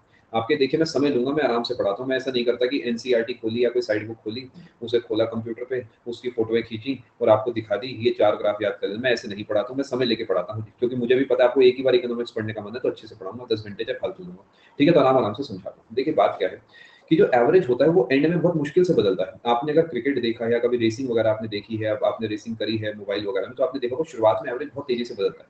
मैं आपको इसे समझाता हूँ, क्रिकेट नहीं भी देखा तो भी कोई बात नहीं। अगर पहले ओवर में क्रिकेटर भाई ने 6 रन बनाए और दूसरे ओवर में इसने 5 रन बना दिए, तो एवरेज जो है यहाँ पर, अभी पहले एवरेज 6 था, अब एवरेज हो गया 5.5। एवरेज मैंने कैसे निकाला, 6 + 5/2। तीसरे ओवर में इस भाई ने क्या करा है, मान लेते 4 रन बना दिए, तो यहाँ पर क्या हो गया, एवरेज हो गया 5 का। नोटिस करो कैसे, क्योंकि 6 + 5 + 4 15/3, क्योंकि 3 ओवर हो चुके हैं, ठीक है। यानी अगर 1 रन वो कम बना रहा है यहाँ पर, तो उससे उसका एवरेज आधे का डिफरेंस आ रहा है। चौथे केस में उसने यहाँ पर 3 रन बना दिए। अब बताना जी एवरेज क्या निकल के आया, 6 + 5 + 4 + 3, बताएं एवरेज क्या है, बताओ जी रामानुजन जी। 18/4, 9/2, 4.5 का। अगर मैं 5 पे खेलता हूँ तो बताओ इसने 2 रन बनाए, अब कितना एवरेज आएगा, 4 आएगा। यानी क्या ये आप समझ पा रहे हो कि जैसे जैसे उसके रन डाउन हो रहे हैं वैसे वैसे इधर भी डाउन जा रहा है। लेकिन इतना सिंपल तो नहीं होता जीवन की ऐसे खेला खेला जाए। एक्चुअली खेला कैसे खेला जाता है कि मान लेते हैं, आपको मैं ऐसे समझाता हूँ इसको दूसरे तरीके, इसे भी लिखा रहने दो, ऐसे लिखा रहने देते, चलो 4 5। अगले पेज पे समझाता हूँ, देखिए मैं कहता हूँ पहले ओवर में उसने क्या करा, 6 छक्के मार दिए, दिमाग ही खराब कर दिया बॉलर का, कह रहा मैं खेलूंगा ही नहीं आगे से कभी। मान लेते हैं पहले ओवर में उसने 6 छक्के मार दिए, ठीक है, और अगले ओवर में उसने क्या करा, सिर्फ 4 रन बनाए। तो पहले ओवर के बाद क्या एवरेज यहाँ पर 36 का था, लेकिन दूसरे ओवर के बाद एवरेज 20 का हो गया। सोचिए जरा, ये था ओवर नंबर 1, ये था ओवर नंबर 2, क्योंकि सेकंड ओवर में मैंने क्या करा, दोनों का टोटल डिवाइड बाय 2, 20 आ गया। इसका मतलब ये है कि अगर मैंने यहाँ पर अपने काफी कम रन बनाए हैं तो मेरे एवरेज में इतना चेंज आ गया। यानी अगर मैं यहाँ पर 32 रन कम बना के बैठा हूँ तो मेरा एवरेज जो है यहाँ पर 16 गिर गया। ध्यान से सोचिए। अब मैं आपको यहाँ पर समझाना चाहता हूँ कि अगर ये 19th ओवर होता और उसने इसमें क्या करा होता, 36 रन बनाए होते मान लो, ठीक है, और ये हर ओवर में 36 ही बनाते आ रहा है, दिमाग खराब कर चुके हैं सबका। तो क्या 19th तक क्या है कि यहाँ पर 36 ही एवरेज होगा, हर ओवर में 36 बनाए, ये इसमें भी सेकंड वाले में भी 36 बनाए, पहले से लेकर सारे 36 ही बने। अगर 20th ओवर में वो 4 रन बना लेता है तो बताना इसका एवरेज कितना होगा। थोड़ा सा कैलकुलेशन को सिंपल कर देते हैं, इसे 9 मान लो, या थोड़ा सिंपल कर देता हूँ, इसे 9 मान लो, इसे 10 मान लो। अब बताओ, चलो बताओ, 36 × 9 करोगे, 35, 35 आ रहा है, 35 तो नहीं होगा। मैं अपना हथियार उठाता हूँ, क्योंकि इकोनॉमिक्स का टीचर हूँ तो इतना तो फायदा उठाऊंगा ना। 36 × 9 + 4, 32.8 आ गया। कौन सी कैलकुलेशन लगा रहे हैं आप लोग, कैल्सी खराब हो गया है क्या आपका, कैल्सी। 32.8 आ गया है ना, 32.8 आया, 4 आया, 32.4 आ गया। अब आपको इससे क्या सीखने को मिलता है कि अगर यही चेंज शुरुआत में हुआ होता तो देखो कितना डाउन कर दिया इसने एवरेज। यही चेंज अगर पारी के एंड में हुआ है तो इसने क्या करा, यहाँ पर एवरेज को कोई खास डाउन नहीं करा, सिर्फ 3-4 का फर्क पहुंचाया, बहुत पहुंचाया। तो यानी एवरेज जो है वो एंड में बहुत कम गिरता है। इसे मैं एक और बार आपको समझाने की कोशिश करता हूँ। मान लेते हैं कि आप पहला पेपर देके आते हैं जिसमें आपके 100 आते हैं और दूसरे पेपर में आपके 80 आ जाते हैं, तो आपको बड़ा दुख होगा, मेरा एवरेज 100 था 90 रह गया। लेकिन अगर आप मान लेते 5-6 पेपर दे चुके हैं, सब में आपका 100 ही आया है स्कोर इस तरीके, और छठे में आपके 80 आ गए, तो आपको कोई दुख नहीं होगा, क्योंकि जो आपका एवरेज में 20 कटा है 100 में से, वो एक्चुअली डिवाइड हो जाएगा 6 भाइयों में।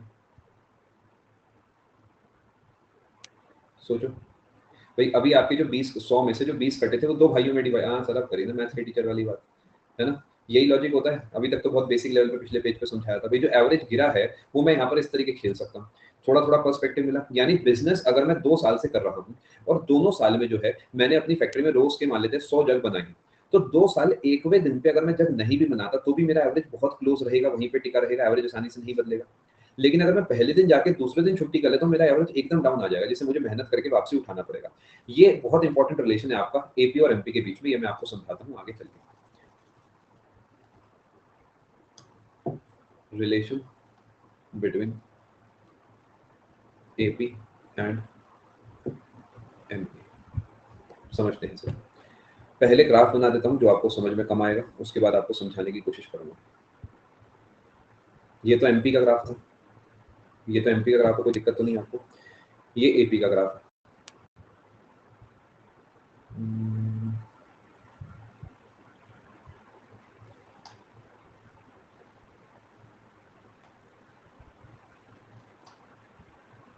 बहुत ही कश्मकश काम है।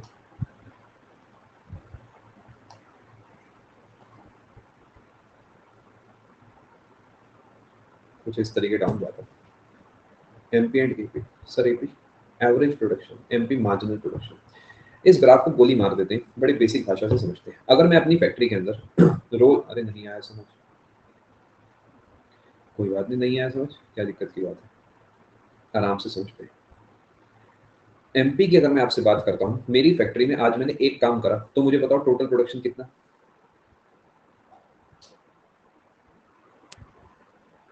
एक, और एवरेज प्रोडक्शन कितना, यहाँ पे डे नंबर है 1 2 3 4 5 6। अगले दिन मैंने अपनी फैक्ट्री में एमपी बढ़ेगा, मान लेते 2 हो गया, तो टोटल प्रोडक्शन 3 हो गया, एवरेज निकालो कितना है, 1.5। भाई टोटल 3 हो गया, 3/2 1.5। अगले दिन मान लेते हैं मेरी फैक्ट्री में फिर से प्रोडक्शन बढ़ गया और ये 3 हो गया, अब बताओ टोटल 6 हो गया, एवरेज 2 हो गया। अब किसी वजह से ये डाउन आ गया, किसी वजह से ये डाउन आ गया और ये वापसी 2 पे आ गया, तो मेरा प्रोडक्शन 8 हो गया और एवरेज कितना हो गया, 4 हो गया। अच्छा, यही गणित तो मुझे सीखनी है। अरे 8/4 2। इसी तरीके अगर मैं आगे चलता हूँ, प्रोडक्शन मेरा 1 हो गया, तो उस केस में मुझे बताओ टोटल 9 हो गया, 9/5 1.8। समझ नहीं आ रहा, कोई बात नहीं, आप फिर भी फोकस करें। अब ये 0 हो गया, तो टोटल तो 9 ही रहा, लेकिन अभी 1.8 को मैं डिवाइड करूंगा 9 को मैं डिवाइड करूंगा 6 से 1.5। अब मान लेते हैं माइनस में चला गया, माइनस का मतलब 8 रह गया, लेकिन डिवाइड तो मैं इसे 7 से करूंगा, तो 8/7 करूंगा, बताओ कितना है, 1.114 लिख दो चलो। अब माइनस का 2 हो गया, तो माइनस के 2 में क्या 6 रह गया, 6 को मैं 8 से भाग करूंगा, 3/4 हो गया, 0.75। मैंने अभी तक जो लाल वाले हिस्से में लिखा है उसमें कुछ भी दिमाग लगाने वाला काम नहीं करा। मैंने यहाँ पर क्या करा है कि अपने पास से कुछ भी एमपी की वैल्यू ले ली। मैं कैलकुलेशन कैसे कर रहा हूँ उसे ध्यान से सुनिए। मैं अपने पास से एमपी की वैल्यू ले रहा हूँ। टोटल प्रोडक्शन यही तो होगा कि आप पहले दिन में मान लेते हैं मैंने एक माउस बनाया। देखिए आप ना प्रैक्टिकली सोचिए, आप याद करेंगे तो दिक्कत आएगी। मैंने एक माउस बनाया, तो मेरी फैक्ट्री में टोटल कितने माउस, एक, 2 और बना दिए अगले दिन, तो टोटल 3। अगले दिन 3 और बना दिए, टोटल 6। फिर अगले दिन 2 बनाए, 8। फिर अगले दिन 1 बनाया, 9। कोई नहीं बनाया तो 9 ही है। एक जो है बिल्ली खा गई, मान लो 8, 2 बिल्ली खा गई तो 6। समझ गए क्या लॉजिक है इसका? समझ आया आप सभी को? ठीक है, अब समझने की कोशिश करते हैं। अगर एवरेज निकालना है तो एवरेज कैसे निकालता हूँ, टोटल डिवाइड बाय इनपुट्स। यानी मैं इसे डे को अब हटा के इनपुट लिख सकता हूँ, वो तो समझाने की बात थी बस। ठीक है, नंबर ऑफ डेज मैंने माना था, मैं उसे प्रैक्टिकली इनपुट लिख देता हूँ। तो टोटल 1 डिवाइड बाय 1 1 है, 3 डिवाइड बाय 2 1.5 है, 6 divide by 3 8 divide by 4 9 divide by 5 9 divide by 6 8 divide by 7 6 divide by 8। ये कैलकुलेशन आ गई। क्या तो फोकस तो बना आपका कम से कम। इन चुटकुले के तो मुझे अलग पैसे लेने चाहिए तुम लोगों से, कहीं वो बढ़िया हो जाते हैं, स्पॉन्टेनियस एकदम, है ना। अब समझे। अब एक चीज नोटिस करो, नोटिस करो ध्यान से, शुरुआती दौर में जो एमपी है मेरे दोस्तों वो एपी से ज्यादा है।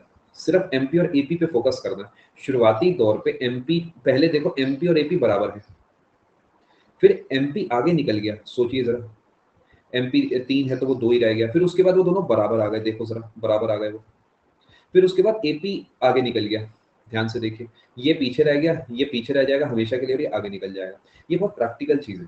आपकी फैक्ट्री के अंदर अगर आप हर महीने नई नई लेबर रखते हैं तो उस केस में क्या होगा कि आपकी फैक्ट्री का एवरेज प्रोडक्शन बढ़ेगा, क्योंकि जो नया पर्सन आया वो पिछले वाले से बेहतर है। एग्जाम्पल के तौर पे अगर आप हर साल एक नई गाड़ी खरीदते हैं तो नई गाड़ी जब आप खरीदते हैं तो क्या होगा, पिछली वाले से बेटर चलती होगी, तो ऑन एन एवरेज जो आपके पास गाड़ियों का कलेक्शन की क्वालिटी वो बेटर हो जाएगी।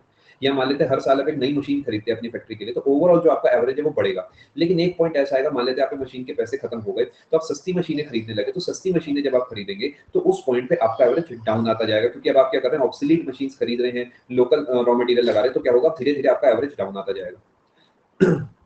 जी हाँ, तो इसमें 3 फेजेस हैं। पहला ये है कि एमपी आगे होगा, दूसरा ये है दोनों बराबर होंगे, और तीसरा ये है एपी आगे होगा। क्या आपको ये बात समझ आई? सोचिए जरा, पक्का?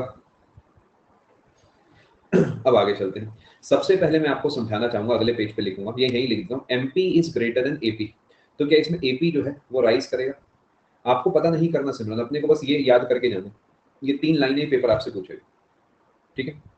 अगर MP is greater then AP तो उस केस में एपी मैक्सिमम है, सोच के देखिए प्लीज, इमेजिन करिए।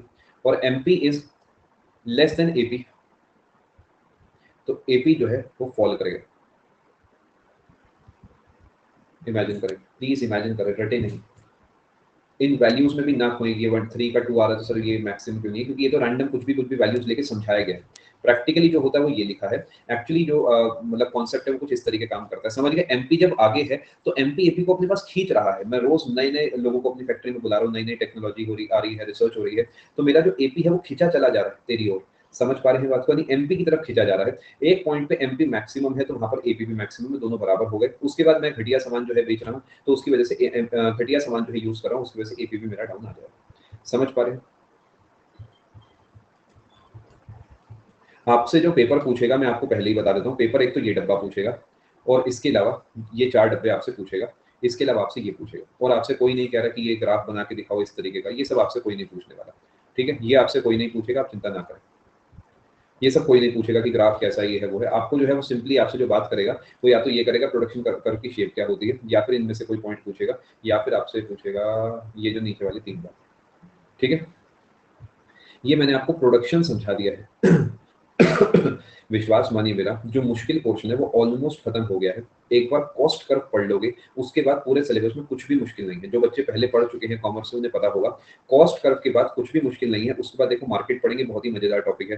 बैंकिंग को पढ़ेंगे, बहुत ही मजेदार टॉपिक है। उसके बाद इंपॉर्टेंट टर्म्स पढ़ेंगे, वो भी ईजी है, लाइनें लिखी होंगी, उन्हें पढ़ पढ़ के मैं समझाते जाऊंगा, आपको कीवर्ड्स बताते जाऊंगा, उन्हें याद रखना काम बन जाएगा। MP is equal to AP पे, MP is equal to AP पे एपी मैक्सिमम होगा। मैं आपको समझाता हूँ, बॉक्स रिपीट करता हूँ, आराम से समझो, शांति से।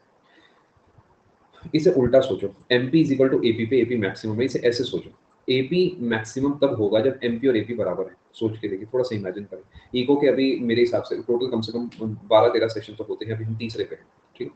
आराम से सोचिए, अगर मेरी फैक्ट्री में हर दिन पहले से ज्यादा काम हो रहा है, देखो इसे ना इमेजिन करा करो आप लोग, अगर मेरी फैक्ट्री में हर दिन पहले से ज्यादा काम हो रहा है तो क्या मेरा एवरेज नहीं बढ़ेगा? सोच के देखो। अब क्या हुआ, मेरी फैक्ट्री में हर दिन पिछले दिन से कम काम हो रहा है तो क्या मेरा एवरेज नहीं गिरेगा?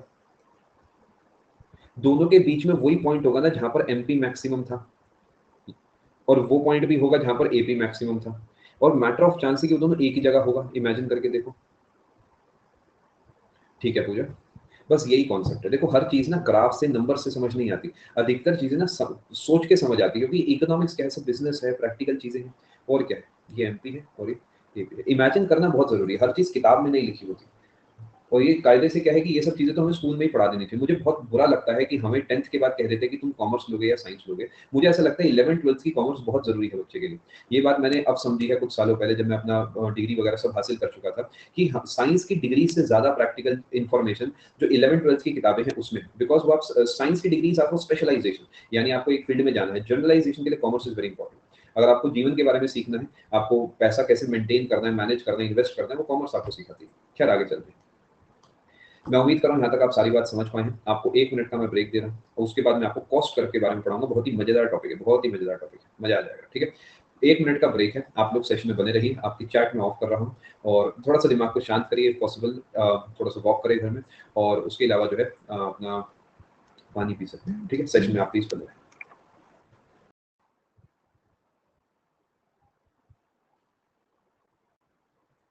एक बार कमेंट करेंगे आप सभी को आवाज साफ आ रही है?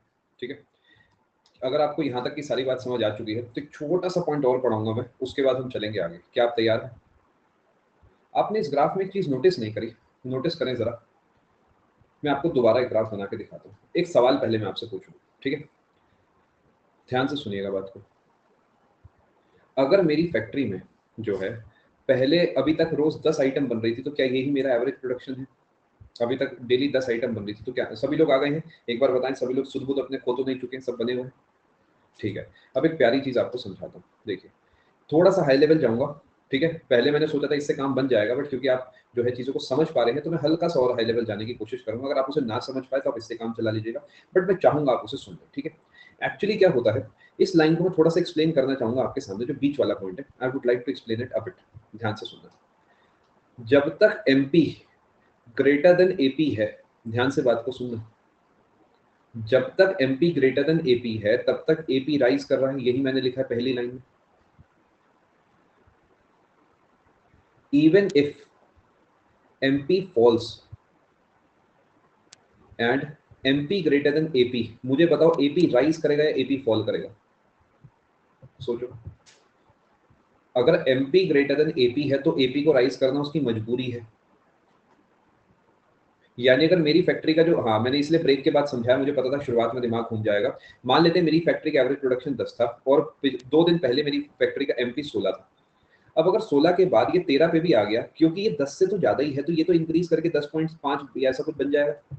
भले ही वो पिछले एमपी से कम है, लेकिन एपी से तो ज्यादा ही है, तो एपी तो उसे ऊपर ऐसे ही देखेगा, गर्दन ऊपर करके, यार कुछ तो इंक्रीमेंट हुआ है, चलो एवरेज से तो चलो ज्यादा है, कोई बात नहीं। तो क्या मैं आपको एक डायग्राम बना के दिखाऊं, आप उसे समझ पाएंगे? अगले पेज पे बना के दिखाता हूं। एमपी का ग्राफ मान लेते हैं मैंने बना दिया कुछ ऐसा।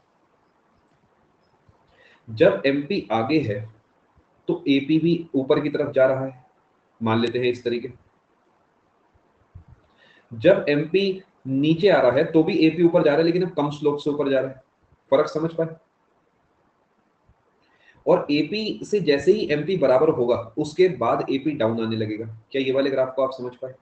ये उससे थोड़ा सा हाई लेवल है, बट मुझे ये पढ़ाने में ज्यादा मजा आता है, लेकिन पहले सोचा वो समझा दूं, पेपर का काम उससे बन जाता है। डेटा अभी भी वही याद रखना है, सब चीजें सेम चलेगी, यही टेबल वेबल सब कुछ यही है, बट मैं चाह रहा हूं एक बार अच्छे से सीख लो।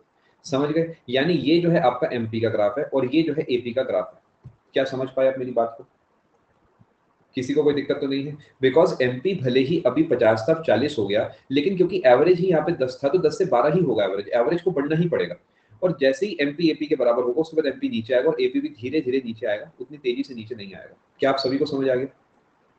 अगर आपको आ गया है तो फिर मैं इसकी जगह वही डायग्राम बना देता हूँ। बताओ, हटा दूँ इसे? क्योंकि बात तो एक ही है, वो ज्यादा क्लियर डायग्राम। चलो, इस डायग्राम में भी कोई गलती नहीं है, ये मत समझना है गलत है, ये डेटा एग्जैक्ट है भैया, इसमें कोई गलती नहीं है, लेकिन मैं चाह रहा हूँ और बेटर। हर बार मेरी यही आदत होती है, और बेटर वाली बात, बस तो सोचा कि इस बार और डिटेल में बता देते हैं। कलर आपके लिए अलग अलग रख देता हूँ, ये एमपी हो गया और ये एपी हो गया। ये एमपी है और ये एपी है। ये ऑब्वियसली दोनों एक ही जगह से शुरू हो सकते हैं, वो इतना इंपॉर्टेंट नहीं है। मेन मुद्दे की बात ये वाला पॉइंट है, बस आप समझ गए। एमपी निगेटिव में एपी डाउन जाता जाएगा। एपी कभी भी टेक्निकली अगर एमपी डाउन जाएगा, अगर निगेटिव हो गया तो एपी जीरो भी हो सकता है। क्यों हो सकता है? क्योंकि एक पॉइंट ऐसा आएगा जितना उसने कमाया वो सब गवा देगा, तो उस पॉइंट पे टोटल प्रोडक्शन जीरो हो जाएगा, बट ऐसा होता नहीं। ठीक है, नहीं नियति दोनों में क्या, कई बच्चों को कंफ्यूजन हो जाएगी, इसलिए मैंने ये वाला बना दिया। आपको जो डेटा ध्यान रखना है वो ये है, मेन खेल इसमें है। ठीक है, चलो अब मैं चलता हूँ जी अपने अगले सफर पे। इसका नाम है कॉस्ट। देखिए, प्रोडक्शन में ना हम सामान की बात करते हैं कि 4 मोबाइल फोन बने, 3 वेबकैम बने, 2 पौधे बने, जैसे जो आर्टिफिशियल पौधे होते हैं उनकी बात करो, पेन बने, ये सामान की बात होती है। कॉस्ट में हम बात करते हैं क्या खर्चा लगा, कितना पैसा लगा हमारी जेब से, कॉस्ट में हम उसकी बात करते हैं। अब आपके हिसाब से एक सामान को बनाने में क्या क्या खर्चा आता होगा? एक पेन की अगर मैं आपसे बात करता हूँ, इसे बनाने में एक तो प्लास्टिक का खर्चा आया होगा, एक इसके अंदर जो है यहाँ पर ये रिफिल होगी, इसका खर्चा आया होगा, इंक होगी, और इसके अलावा जो है इसमें ये स्प्रिंग लगा हुआ है। इसके अलावा कोई खर्चा आया होगा क्या? ऐसा भी कोई खर्चा है जो इसके अंदर मुझे यहाँ पर नहीं दिख रहा है? लेबर का खर्चा ठीक है, और बताओ, लेबर का खर्चा मान लिया, ट्रांसपोर्ट का खर्चा मान लिया, बहुत बढ़िया, मशीनों का खर्चा मान लिया, और बताओ, इलेक्ट्रिसिटी ठीक है, लैंड सब मान लिया। एक बहुत इंपॉर्टेंट खर्चा है जो कि हाँ दिशा ने लिखा, एडवर्टाइजिंग, पैकिंग, टैक्सेशन। टैक्सेशन को कॉस्ट में जनरली नहीं रखते, बट फिर भी हाँ ऐड होगा आदर्श। हाँ बिल्कुल सही। क्या एडवर्टाइजमेंट कॉस्ट है, एडवर्टीजमेंट कॉस्ट या जो एड की कॉस्ट है वो भी काउंट होनी चाहिए कायदे से? आपको क्या लगता है हर चीज की एड टीवी पे दिखाई जाती है? कोई ऐसा एग्जांपल दो जो जिसकी ऐड नहीं दिखाई जाती टीवी में लेकिन वो फिर भी बहुत बिकता है, मतलब उसका बिजनेस बहुत बड़ा है। BMW, पल्स, नमक, सॉल्ट, सॉल्ट की ऐड वैसे आती है, मेडिसिन ठीक है, चाउमीन। क्या मैं कह सकता हूँ ऐसी चीजें जिनका कोई कॉम्पिटिटर ही नहीं है उनकी ऐड करना बेवकूफी है? टीवी में ऐड देखिए कि बिजली हमसे ले लो, पानी हमसे ले लो, नहीं देखी, क्योंकि उनका कोई कॉम्पिटिटर ही नहीं है। अगर उन पे ऐड आप दे रहे हैं तो समझदारी नहीं है। रेलवे की ऐड देखिए, आप प्लीज ट्रेन में सफर कर लो, नहीं देखी ना। टूरिज्म में देखियो तो एक अलग बात है, बिकॉज टूरिज्म में कंपटीशन है, कर्नाटक वाले अपना करेंगे, केरल वाले अपना करेंगे, जिससे कि आप वहां पे खींचा चला जाए। आज से 15 साल पहले, 10 साल पहले आपने कभी केरल का नाम भी नहीं सुना होगा एज अ टूरिज्म डेस्टिनेशन, मैंने भी नहीं सुना था। बट पिछले कुछ सालों में टूरिज्म इतना बड़ा है केरला का कि अब लोग जाते हैं, प्रॉपर्ली केरला का पैकेज लोग करा के जाते हैं घूमने के लिए, है ना। ये सब कॉन्सेप्ट मैं आपको धीरे धीरे समझाऊंगा कि कौन कौन से खर्चे होते हैं। देखिए, टाइप्स ऑफ कॉस्ट में सबसे पहला खर्चा जो आता है, मैं यहाँ पर जो आपको सबसे पहली चीज पढ़ाने वाला हूँ वो है टाइप्स ऑफ कॉस्ट। ये है cost of production. Good afternoon, नए टॉपिक पे आए हैं, आप यहीं से कंटिन्यू करें। ये है टाइप्स ऑफ कॉस्ट। कॉस्ट सबसे पहला क्या इसके अंदर प्रोडक्शन कॉस्ट आएगा। प्रोडक्शन कॉस्ट में वो सब आ गया जो आपने बोला, यानी expenditure on factors of production. बिल्कुल स्टूडियस प्रोडक्शन, यहां तक आप समझ गए। दूसरे नंबर पे होती है सेलिंग कॉस्ट, यानी आपने बना लिया, कोई उसे खरीदे, उसके लिए आपको उसकी ऐड करनी पड़ेगी। क्या इसके अंदर एडवर्टाइजमेंट आ सकता है? क्या इसके अंदर ट्रांसपोर्टेशन आ सकता है? जब तक आप वहां तक पहुंचाएंगे नहीं वो कैसे खरीदेगा भाई? आपको इसमें ऐड करना होगा वो। जैसे मान लेते हैं आप सामान बेचते हैं, फॉर एग्जांपल कर्नाटक में बेचते हैं, तो आप कहते हैं ना वहाँ के इंसान को भी 5 रुपए तो किराया आएगा और 12 रुपए का सामान है, 17 रुपए लूंगा मैं। यानी आप ट्रांसपोर्टेशन अपना जिम्मा मानते हुए जो है वो उसे सप्लाई करके देते हैं। ऑन साइट इसे बोलते हैं कि आपको हम आपकी दुकान तक का वो जो है किराया आपसे मांग रहे हैं। ऐसे फ्लिपकार्ट वगैरह भी करता है। फ्लिपकार्ट जब आपको सामान बेचता है तो ट्रांसपोर्टेशन कॉस्ट खुद ही काउंट करके आपसे ले लेता है। Expenditure of factors of production के अंदर रॉ मटेरियल वगैरह आ गया। ये आप दोनों डेफिनेशन समझ पाए। अब और कौन कौन से टाइप की कॉस्ट होती है? एक तीसरी कॉस्ट होती है फिक्स्ड कॉस्ट। ऐड का मतलब होता है एडवर्टीजमेंट, जो टीवी में आप ऐड देखते हैं। आप टीवी पे गाना चलाते हैं, एक्सक्यूजेस, लेकिन वो बीच में कहता है प्लॉट ले लो प्लीज, ले लो यार। अब क्या बताएं उन्हें, नहीं लेना चाहते, नहीं लेना हमें प्लॉट, जबरदस्ती। जिसे आप स्किप कर देते हैं उसी की बात कर रहा हूँ। Coffee P low, blender free मिलेगा, उसका अलग कोई फैंसी उन्हें नहीं पीनी यार हमें कॉफी, हम तो खरीदते भी नहीं कॉफी। फिक्स्ड कॉस्ट, पता नहीं घर पे आ जाती है कहीं से कॉफी अचानक राशन में, हम नहीं जाते कॉफी खरीदने। फिक्स्ड कॉस्ट, जोमेटो वाले कितनी फर्जी ऐड देते हैं, उनको तो पेनल्टी लगनी चाहिए, कुछ भी लिखते हैं वो, अलर्ट करके लिखते हैं, alert you have an important message, और उसके आगे लिखा होगा कि from your stomach that you want some food. क्या है यार ये बच्चे हो के। फिक्स्ड कॉस्ट की बात करते हैं। फिक्स्ड कॉस्ट में आता है लैंड, मशीन, बिल्डिंग। इसी तरीके चौथे नंबर पे आता है वेरिएबल कॉस्ट। इसके अंदर आपका आता है लेबर और इलेक्ट्रिसिटी एटसेट्रा। ठीक है,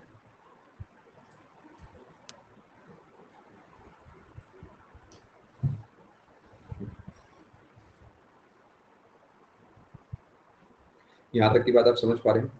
हाँ बिल्कुल आप सही कह रहे हैं। आप नोटिस करें, चलिए किसने नोटिस करा कि यहाँ पर प्रोडक्शन कॉस्ट में मैं ऑलरेडी इसे काउंट कर चुका हूँ, तो फिर मैंने अलग से क्यों पढ़ा है? बिकॉज मैं यहाँ पर आपको डेफिनेशंस पढ़ा रहा हूँ सभी तरीके की कॉस्ट की। यानी प्रोडक्शन कॉस्ट के अंदर एक्चुअली इट इंक्लूड्स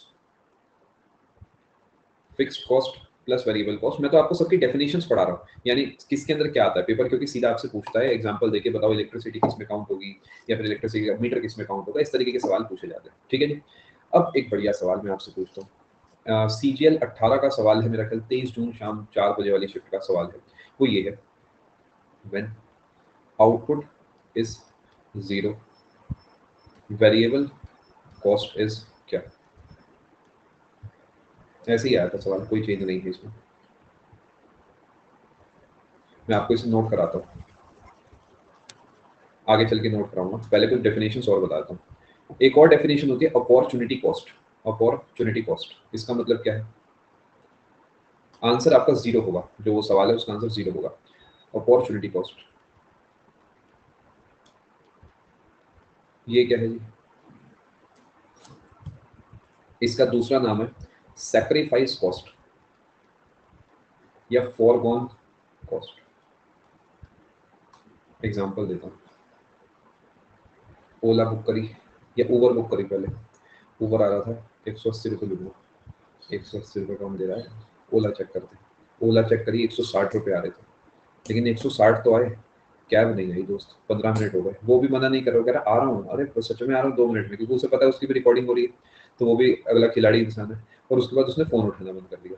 पहले आपके 180 रुपये आ रहे थे उबर पे, अब आप दोबारा उबर पे गए और वो कह रहा है मैं लूंगा 210, और साथ में जो है उनने स्माइली बना रखी कि मुझे पता है कि वो नहीं आ रहा। अब यहाँ पर 30 रुपये आपका सिर्फ इस वजह से लगा है क्योंकि आपको बेस्ट नहीं, अब आपको सेकंड बेस्ट चीज मिल रही है। और जनरली क्योंकि कंपनी के पॉइंट ऑफ व्यू पे देख रहा हूँ, तो जो सेकंड बेस्ट होगी वो महंगी होगी, यानी जो सस्ता की जगह आपको सेकंड सस्ता लेना पड़ रहा है, यानी सबसे चीपेस्ट की जगह सेकंड चीपेस्ट से आपको काम चलाना होगा, क्योंकि मजबूरी है, आपको जाना पड़ेगा। यानी बेसिकली ये जो होती है द एक्स्ट्रा कॉस्ट, ये सब डेफिनेशंस पेपर पूछता है दोस्तों। Extra cost incurred on next best alternative. अब आप कहोगे सर ऐसा हुआ कि वो कम हुआ, तो कम हुआ तो क्या होगा? एग्जाम्पल के तौर पे मान लेते हैं सर, ओला पे वो जो है आपकी फ्री में लेके जा रहे हैं, हम 100 रुपये ले रहे हैं हमसे, तो उस केस में अपॉर्चुनिटी कॉस्ट वहाँ पे एग्जिस्ट नहीं करेगी, क्योंकि आपने बेस्ट चीज को चुन लिया। ये टर्म का वहीं इस्तेमाल होता है जहाँ पर आपको सेकंड बेस्ट से काम चलाना पड़ता है। जैसे फ्लाइट बुक करते समय कई बार क्या होता है कि आपने जो है फ्लाइट देखी 7,500 की आ रही थी, आपने कहा चलो कल कर लूंगा, उठते ही अब कौन डेबिट कार्ड निकालेगा पर्स में से, तो सुबह उठे तो आपको 1,500 रुपये फ्लाइट पे पड़ गए, आपको लगा कि आप होटल में सोए, क्योंकि सोने के 1,500 रुपये देने पड़ गए आपको। यानी अब जो 1,500 रुपये एक्स्ट्रा है वो जो है आपका बेसिकली वो है आपका क्या, सैक्रिफाइस कॉस्ट या फिर अपॉर्चुनिटी कॉस्ट। क्या बात को आप समझ पा रहे हैं? इधर हमारी भी 8,000 में पड़ गई थी, मैंने ली, अगले में 28,000 की हुई, तो अरे वाह बहुत बढ़िया, क्या बात है, मुझे आ गया। क्या यहाँ तक की बात आप समझ पाए? आगे चलते हैं। छठे नंबर पर जो डेफिनेशन आपको समझा रहा हूँ उसे ध्यान से सुनना, ये है एक्सप्लिसिट कॉस्ट। पेपर पूछेगा, मैं बार बार बता रहा हूँ, ध्यान से सुनो। नहीं ऐसा नहीं है शुभम, जितना आप बाद में बुक करेंगे उतनी महंगी पड़ती है। मतलब मैं इसका मतलब होगी हूँ, मैं बहुत बार ये सब कर चुका हूँ। जितनी बाद में आप बुक करेंगे उतनी महंगी पड़ेगी, उतना जेब से आपके फालतू पैसे जाते हैं। एक्सप्रेस मैंने एक एक दिन पहले, आधे आधे दिन पहले भी बुक करी है, और 2-2 महीने पहले भी कराई है, तो जितना लेट उतना महंगा generally. Explicit cost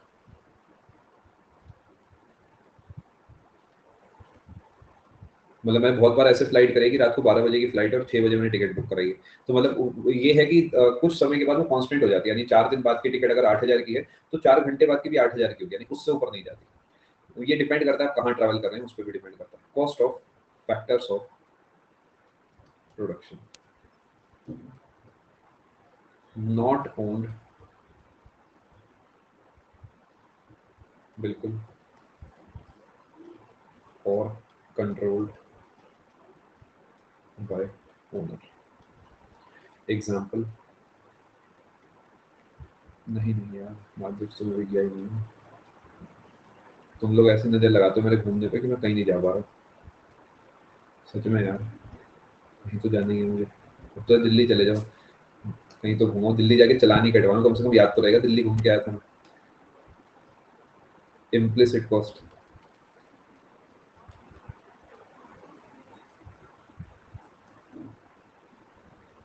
cost of, note कर रहे हैं ना आप, क्योंकि मैं बाद में समझाऊंगा, फिर जो है स्लाइड चेंज कर दूंगा।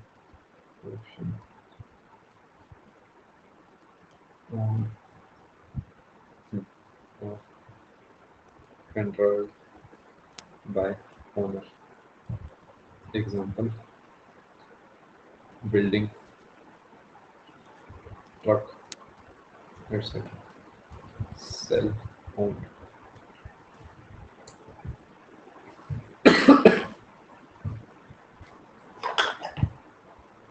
कोई बात नहीं, आप इसे नोट करें, फिर समझाता हूँ।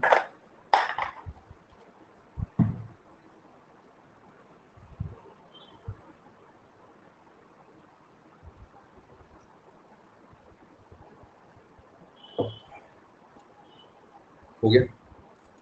अब मैं अपने तरीके से समझाता हूँ इसे। यहाँ तक आप सब समझ गए? मेरी फैक्ट्री में कोई सामान बनता है, उसमें कई सारी चीज़ें ऐसी हैं जो मेरे अपने ऊपर डिपेंड करती है, कई सारी चीज़ें ऐसी जो मेरे कंट्रोल में है ही नहीं। समझ पा रहे हैं? जैसे कि एग्जाम्पल के तौर पे फ्यूल। क्या फ्यूल मेरे कंट्रोल में है? बताओ। नहीं है। लेकिन क्या रॉ मटेरियल मेरे कंट्रोल में है कि मैं चम्मच बनाता हूँ? मान लो, अब चम्मच मान लेते हैं मेरा रॉ मटेरियल 100 का आता था तो मैं उसे 180 का बेचता था। मेरा चम्मच का रॉ मटेरियल 100 आता था तो मैं 80 का बेचता था, 180 का। अब अगर वो 100 की जगह 120 का हो गया तो क्या मुझे मजबूरन इसे 200 का बेचना पड़ेगा? कोई ऑप्शन ही नहीं है। मैं सीधा कहूंगा जी आही महंगा रहा है, जैसे कि दुकान वाले कहते हैं कि अरे भैया आही महंगा रहा है ना। आलू वाले पे जाओ, वो उस 20 रुपए किलो, अरे भैया 15 लगाओ, अरे भैया 100 रुपए धड़ी तो आ ही रहा है, क्यों कर रहे हो फिर तुम काम? है भाई, 100 रुपए धड़ी आ रहा है, 100 रुपए धड़ी बेच रहे हो, क्यों कर रहे हो काम तुम ही? वो कहने की बातें होती है जिससे आप कम ना करा पाओ, या वो कह देगा 90 रुपीज तो आ ही रहा है, जिससे कि उसे आपको लगे 18 का 20 में बेचा जा रहा है, तो क्या ही कम करा दोगे, है ना। जो चीजें आपके कंट्रोल में नहीं है वो एक्सप्लिसिट है, यानी वो एक्स यानी बाहर से आई है, एक बाहर से आई है। इम्प्लिसिट यानी जो अंदर की है, इन है जो, जैसे कि अगर आपके पास अपना ट्रक है तो ट्रक में ये फायदा है कि आप उसे कितना ही चलाते रहो, है ना। मैं निकला वो गड्डी लेके, कोई फर्क ही नहीं पड़ता, रास्ते में मोड़ आया, उधर दिल छोड़ा है, कोई फर्क नहीं पड़ता, क्योंकि वो अपना ट्रक है सनी देओल का। अगर कोई सोचो किराए का ट्रक होता जो किलोमीटर के हिसाब से जा रहा होता तो अगले को हिसाब देना पड़ता। पेट्रोल जो है वो एक्सप्लिसिट कॉस्ट हो गया रश्मि, और ट्रक जो है वो इम्प्लिसिट कॉस्ट हो गया। समझ गए? यानी अगर मेरी अपनी बिल्डिंग है तो मैं कितना ही उसमें काम करते रहूं, लेकिन अगर मेरा किराए की बिल्डिंग है और वो किराया इस तरीके का है कि हर सामान पे मुझे 50 पैसे चाहिए, या हर महीने के बाद मुझे किराया बढ़ाना है, तो वो मेरे कंट्रोल में नहीं है उसका खर्चा, तो वो एक्सप्लिसिट हो गया। और अगर मान लेते हैं कि आपका कंट्रोल में है तो इम्प्लिसिट हो गया। अगर मैं अंबानी हूँ तो क्या पता मेरे लिए पेट्रोल भी जो है इम्प्लिसिट हो जाए। समझ रहे हो क्या कहना चाह रहा हूँ? यानी डिपेंड्स कि आप किस सिचुएशन में बैठे हो। अगर कोई चीज आपके कंट्रोल में नहीं है, आप सिंपली बाहर से खरीद के यूज करके आगे देते हो, तो एक्सप्लिसिट। अगर अंदर का है तो इम्प्लिसिट। आगे चलते हैं। Total cost, sum of all costs. Generally, total cost is equal to all fixed cost plus all variable costs. यानी हर कॉस्ट या तो फिक्स होगी या वेरिएबल होगी। Fixed cost plus variable cost, total cost. ये आपको पता होगा। स्लाइड आप फटाफट से नोट करिए। ये भी आपको पता होना चाहिए। कौन सा नंबर है हमारा? ये 7 8 हो गया, कुछ भी लिख दो। नवा मार्जिनल कॉस्ट, एडिशनल कॉस्ट। कोई वाली बात है? Marginal cost is equal to total cost n minus total cost n minus 1। नहीं, इनपुट होगा इस केस में। आउटपुट भी वैसे कह सकते हैं, दोनों ही आ सकता है, कोई दिक्कत नहीं।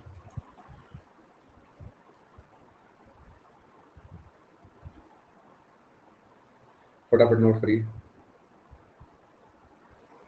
ठीक है। मार्जिनल कॉस्ट वो एडिशनल कॉस्ट है जिससे जिसके बदले में एक एक्स्ट्रा सामान बना सकता हूँ, ठीक है। मैं लिख देता हूँ प्रीतेश, आपका भी कंफ्यूजन दूर होगा, बाकी सबका भला हो जाएगा। अगले पेज पे लिखता हूँ मार्जिनल कॉस्ट, क्योंकि आउटपुट भी सही है वैसे। ये होती है cost incurred to produce one extra unit of output. अब तो ठीक है, एक्चुअली कॉस्ट ऑफ इनपुट्स होता है तो उस तरीके में लिख सकते हैं, additional inputs required to produce one extra unit of output. अगर मैं आपसे कहता हूँ इनकर्ड का मतलब जो मुझे सहनी पड़ती है, ठीक है, सहनी पड़ती है शुभ्रा। जैसे कि मेरे को सब्जी खरीदनी थी तो आई इनकर्ड 5 रुपीज, यानी मुझे 5 रुपए उसके देने पड़ गए सब्जी के, इस तरीके। अगर मैं कहता हूँ मल्टीपल चीजें मैंने खरीदी है तो क्या मैं ऐसे कह सकता हूँ total change in cost upon, अगर मैं यहाँ पे चेंज इन आउटपुट करता हूँ तो यही मेरी मार्जिनल कॉस्ट है। डिटेल में समझाऊंगा, घबराना मत, समझ आ जाएगा मेरी गारंटी। अगर मैं अपनी फैक्ट्री में 1 लाख रुपए का 1 लाख रुपए में क्या करता था, कोई सामान बनाता था, मैं जो है 200 आइटम बनाता था, 200 जग बनाता था। अब अगर मैंने क्या करा, यहाँ पर 1 लाख की जगह मेरे 1.5 लाख रुपए लगने लग गए, और बदले में मैं 202 आइटम बनाता हूँ, तो क्या मैं कह सकता हूँ ये 50,000 रुपए जो है ये एक्स्ट्रा है 2 आइटम के। तो मेरी जो मार्जिनल कॉस्ट हो गई 25,000 हो गई। बस यही करा है यहाँ पर, चेंज इन कॉस्ट जो आपने 50,000 निकाला और चेंज इन आउटपुट जो कि आपने 2 निकाला, और यही अपना फॉर्मूला बन गया। फॉर्मूला आपके लिए काफी ज्यादा इंपॉर्टेंट है, इसे खोट के आप पी जाएंगे तो भी कोई दिक्कत की बात नहीं है। आगे चले, मार्जिनल कॉस्ट के बारे में आपको ये सब पता होना चाहिए। अब मैं आगे चलता हूँ। इसी तरीके आपसे मैं बात करता हूँ टोटल एवरेज कॉस्ट की। तो ये होता है total cost upon total output. Average cost is total cost upon total outputs. यानी अगर मैं अपनी फैक्ट्री में 1,00,000 रुपए में 200 जग बनाता हूँ तो मेरी एवरेज कॉस्ट हो गई 1,00,000 बटे 200। ठीक है, अब मैं आपको यहाँ पर समझाता हूँ रिलेशन बिटवीन एवरेज कॉस्ट और मार्जिनल कॉस्ट। पहले आप इसे नोट करिए। कितने डाउट्स हैं मैं देख लेता हूँ। डाउट्स तो कुछ खास नहीं है।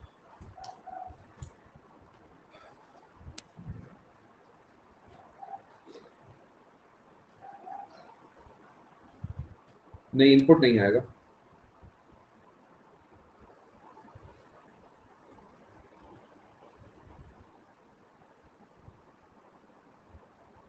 चलें आगे। पक्का, मार्जिन का मतलब चेंज ही है और कुछ भी नहीं है। मार्जिन का मतलब चेंज ही होगा। अब आराम से समझते हैं जी, एक बेहतरीन सा ग्राफ, मजा ही आ जाएगा आपको, दिमाग एकदम खराब ही हो जाएगा। यहाँ पर और यहाँ पर बाद में लिखेंगे, पहले समझते हैं इसे। ये है आपका मार्जिनल कॉस्ट और ये है आपका average cost. This is average cost, this is marginal cost. यानी अगर आप नोटिस करते हैं, इसे आराम से भी समझाऊंगा, तो आप नोटिस करेंगे, जरा इसे पास से देखेंगे तो आप ये समझेंगे कि ये जो कर्व है सीधा यू है। तो सबसे पहले तो पेपर के लिए सबसे इंपॉर्टेंट बात ध्यान रखना कि जो प्रोडक्शन कर्व्स होते हैं वो आपके इन्वर्टेड यू कर्व्स होते हैं, और जो आपके कॉस्ट कर्व्स होते हैं वो आपके कैसे होते हैं, सीधे यू होते हैं। समझ पा रहे हैं बात को? कोई तकलीफ तो नहीं है आपको? तबीयत आपकी ठीक है? अरे भैया जिंदा हो तुम लोग? ठीक है, यहाँ पर मैं एमसी और एसी दोनों एक साथ लिख देता हूँ और यहाँ पर मैं लिख देता हूँ आउटपुट।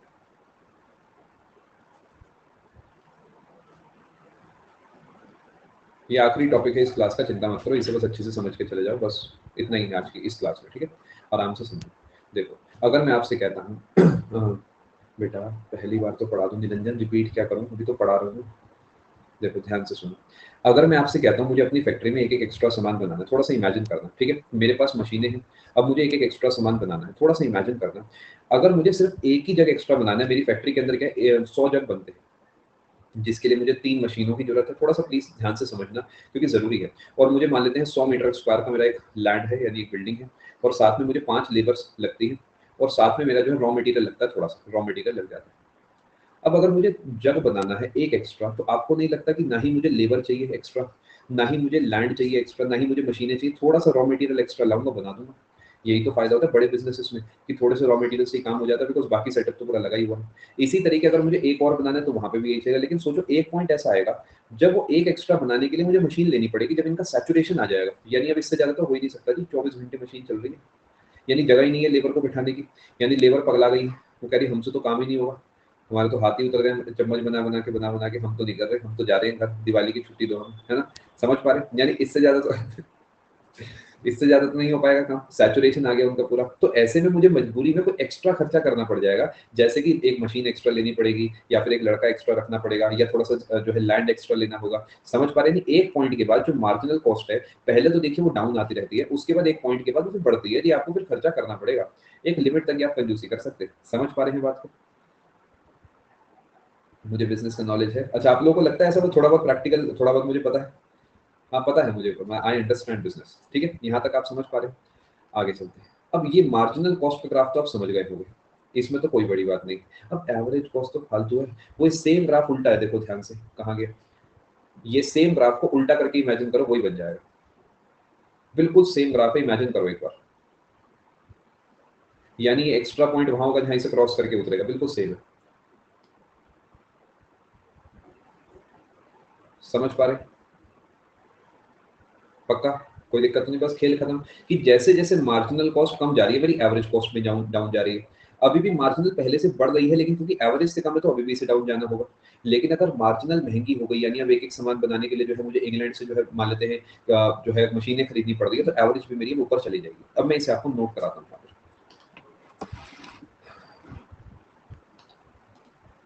आगे चलते हैं, चलें आगे। कितना अजीब फील हो रहा है ना कुछ समय, तुम तो ऐसी बातें मत करो, ऐसा लग रहा है सर ने कमेंट तो पढ़ लिया है लेकिन जवाब नहीं दे रहे। कितनी गलत बात है सर की। खैर बेटा पढ़ ले यार, इतना इंपॉर्टेंट टॉपिक पढ़ा रहा, क्या रखा है इन बातों में। ये जीएसटी ऑफिसर बन के मेरे यहीं आएगा लग रहा है। चलो अब फोकस करो इधर। अब बात कर लेते हैं आपसे इस डेटा के बारे में थोड़ी सी। अगर मैं आपसे कहता हूँ मार्जिनल कॉस्ट जो है दोस्तों वो कम है एवरेज कॉस्ट से, एंड मार्जिनल कॉस्ट फॉल्स, तो बताओ एवरेज कॉस्ट का क्या होगा। पहले चलो फॉल को छोड़ो, थोड़ा सा और सिंपल बनाते हैं इसे। चलो ऐसे लिखते हैं, marginal cost is less than average cost and marginal cost falls, तो एवरेज कॉस्ट का क्या होगा।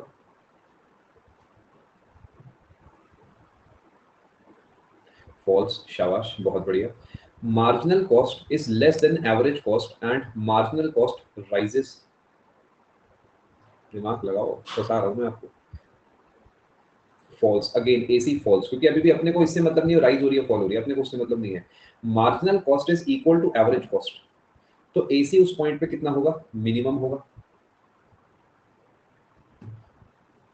अब marginal cost is greater than average cost, तो क्या मैं कह सकता हूँ मार्जिनल कॉस्ट ऑब्वियसली राइज ही करती रहेगी, हर पॉइंट पे राइज करेगी, तो मैं यहाँ पर कह सकता हूँ कि एवरेज कॉस्ट राइजेस।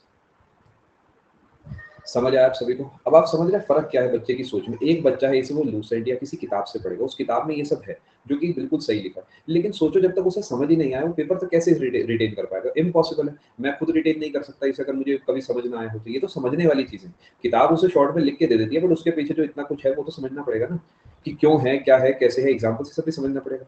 अब मैं एक आध पेज आपको और लिखवा रहा हूँ, उसके बाद मैं आपको फ्री करूंगा, ठीक है जी। डायग्राम रिपीट कर देता हूँ, देखो मार्जिनल कॉस्ट का आपको समझ आ गया डायग्राम।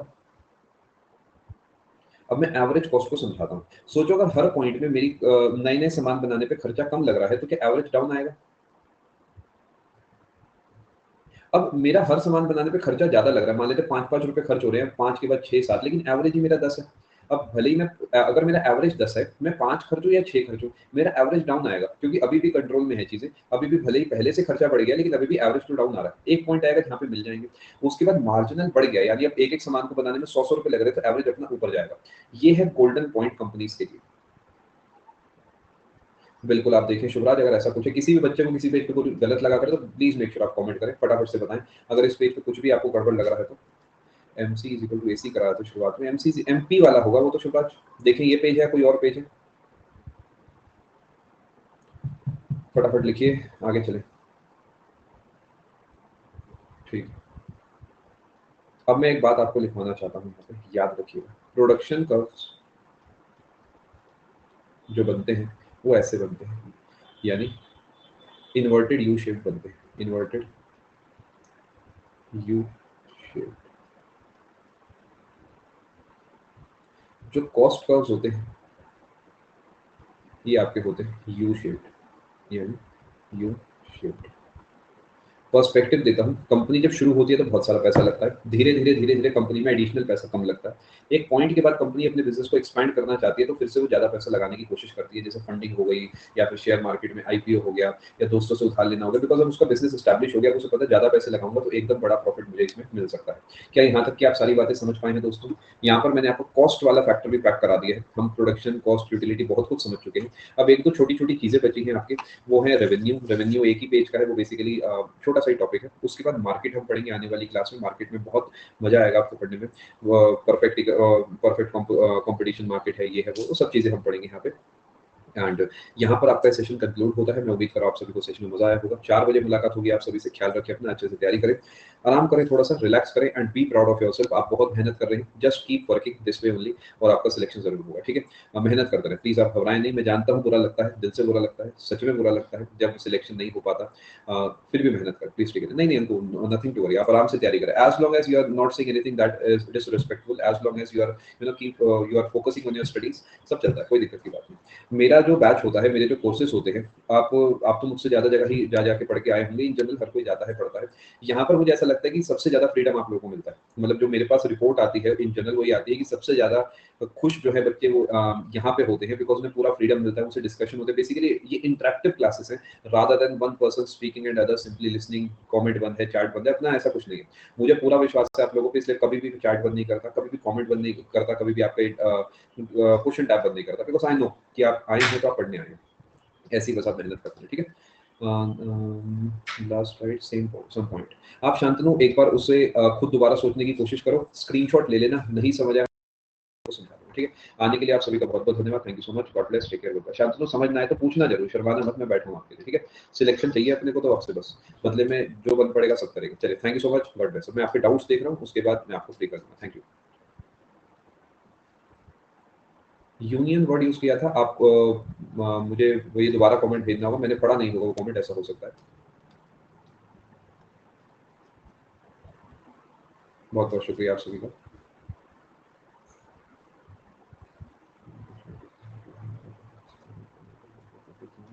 मेरे हिसाब से सबसे बढ़िया सोर्स है बेटा मार्केट जाना और कोई प्रीवियस ईयर की किताब उठा लेना, 200-300 रुपए में काम बन जाएगा, और प्रीवियस ईयर की किताब को लगा के जाओ, वो मेरे हिसाब से बेस्ट रहेगा। एनटीपीसी ग्रुप डी के सवाल लगा के जाओ, काफी रहेगा। क्योंकि एसएससी की किताबों से न्यूमेरिकल प्रैक्टिस नहीं होंगे, प्रीवियस ईयर किताब उठाओ। आप होती है ना कि साइट्स मिल गए पिछले 2-3 साल के, वो सब उठाओ, उससे सबसे ज्यादा फायदा होगा। जहाँ अटको मुझे भेजो, मैं सभी का डाउट देख रहा हूँ एक एक करके।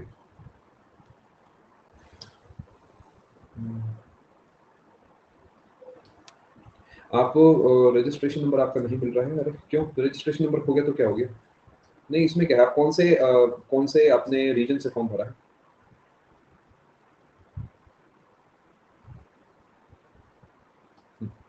चलिए, आप यहाँ खुश हैं, मैं उम्मीद कर रहा हूँ। यहाँ तो ऐसा है कि मतलब अपनी तरफ से हमारा बेस्ट है जी, बाकी तो आप बेटर जज हैं। बताएं सोनिया, आप कौन से रीजन से आपने फॉर्म भरा? रजिस्ट्रेशन तो आपको इजीली मिल जाएगा। देखिए, कुछ मैं आपको तरीके बताता हूँ। जब आप मोबाइल पे अपना मोबाइल नंबर आपने उसमें डाला होगा, ईमेल डाला होगा, है ना?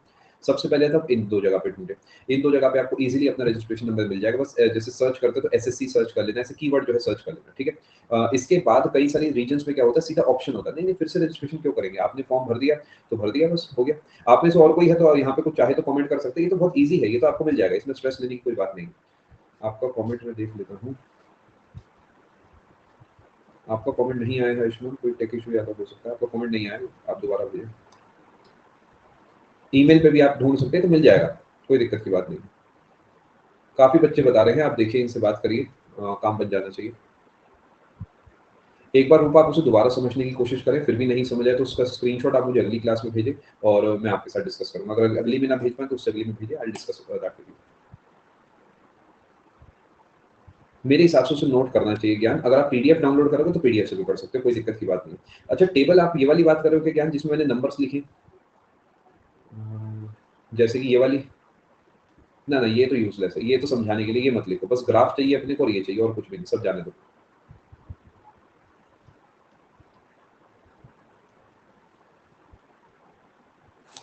फोटोज वाले डाउट थोड़ा सा लेट खुल रहे हैं, रुकिए।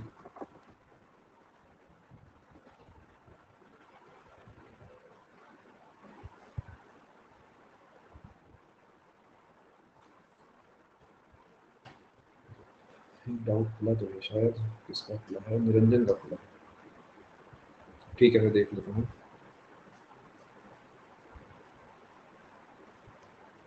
क्या आप में से किसी को आयुष्मान का कमेंट दिख रहा है? बहुत बहुत शुक्रिया भैया। नहीं दिख रहा आयुष्मान बेटा, कोई टेक इशू है, आप उसे कॉपी कर लो, अगली क्लास में भेज देना, या क्वेश्चन टैब में भेज दो। क्या खोल दिया क्वेश्चन टैब?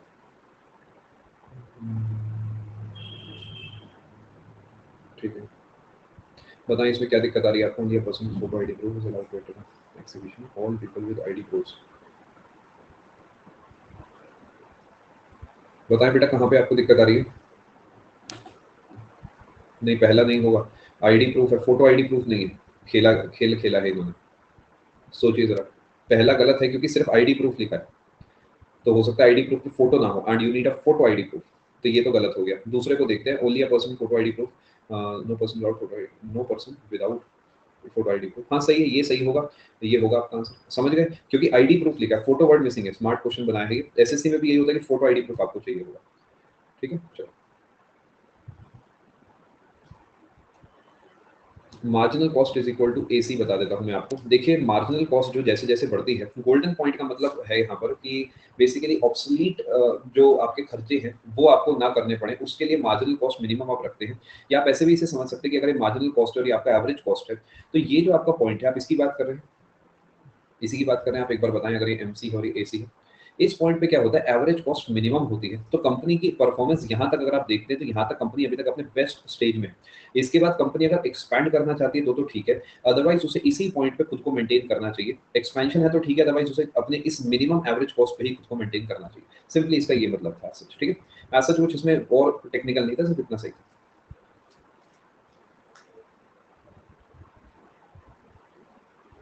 एक बार नोटी आंसर की आन देते हैं फिर देखते हैं।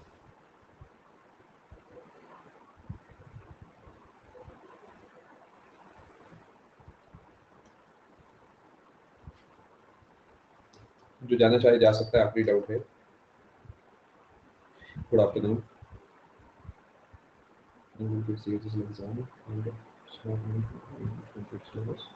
नो प्रैक्टिस, ये ठीक है।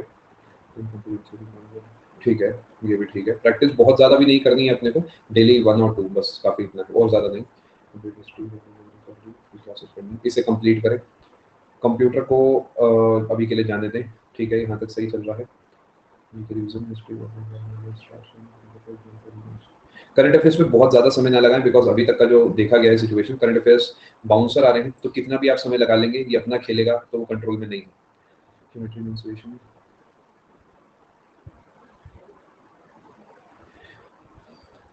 सिमरन, जो आप कर रही हैं, जो आपने प्लान करा है, ये क्या आपका प्लान है आपका यहाँ से एग्जाम तक का? बताएं। ये कर लिया है। जिस तरीके आपने इसे करा है, क्या इसी तरीके आप बाकी पोर्शन को भी पूरा करेंगे? क्योंकि आपने बिल्कुल सही करा है, मैंने हर चीज़ को अच्छे से पढ़ा है। आप जहाँ पे जैसे आपने कंटिन्यू लिखा है, या आप कर रहे हैं, या फिर आप लिख रहे हैं मैं प्रैक्टिस करूँगी, तो यही करना है। आपने ऑलरेडी एक अच्छा प्लान बनाया है, बस आपको इसे एग्जीक्यूट करना है, ठीक है? मतलब इट्स अ गुड प्लान। इसमें मेरे हिसाब से कोई चेंज नहीं है, जो रिमेनिंग पोर्शन है वो बस आप पूरा करें। ये सबके साथ है सिमरन, इस समय हर बच्चा यही डाउट पूछ रहा है, बिकॉज अब ये परफॉर्मेंस प्रेशर है आपको, है ना? आपको घबराएं नहीं, बस आप अपनी तरफ से जो है मेहनत करते हैं, मेरे हिसाब से कोई दिक्कत की बात नहीं है, सबको लगता है परफॉर्मेंस प्रेशर है, ठीक है, इट्स नॉर्मल, ठीक है। आप 1 मिनट के लिए प्लीज सेशन में बने रहें, जब तक आप कमेंट करें। 1 मिनट के लिए मैं बस आपसे जो है ब्रेक चाहूंगा, प्लीज 1 मिनट सेशन में बने रहें।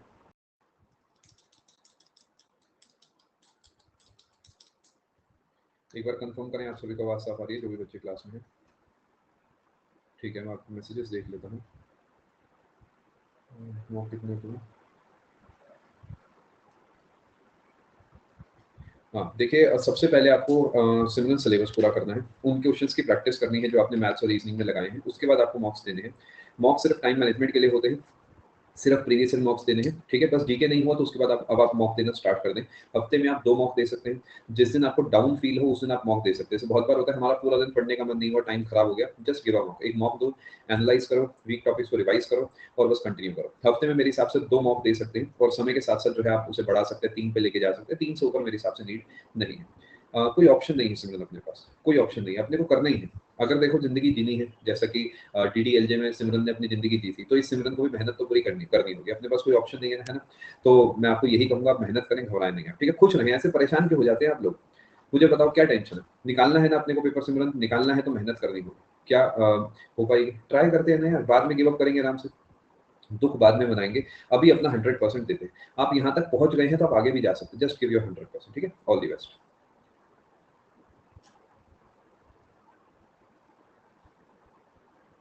हाँ, बढ़िया रहेगा स्टूडियो, चलिए ऑल दी बेस्ट। आप सबसे मुलाकात होगी अब आधे घंटे के बाद। Thank you so much, God bless.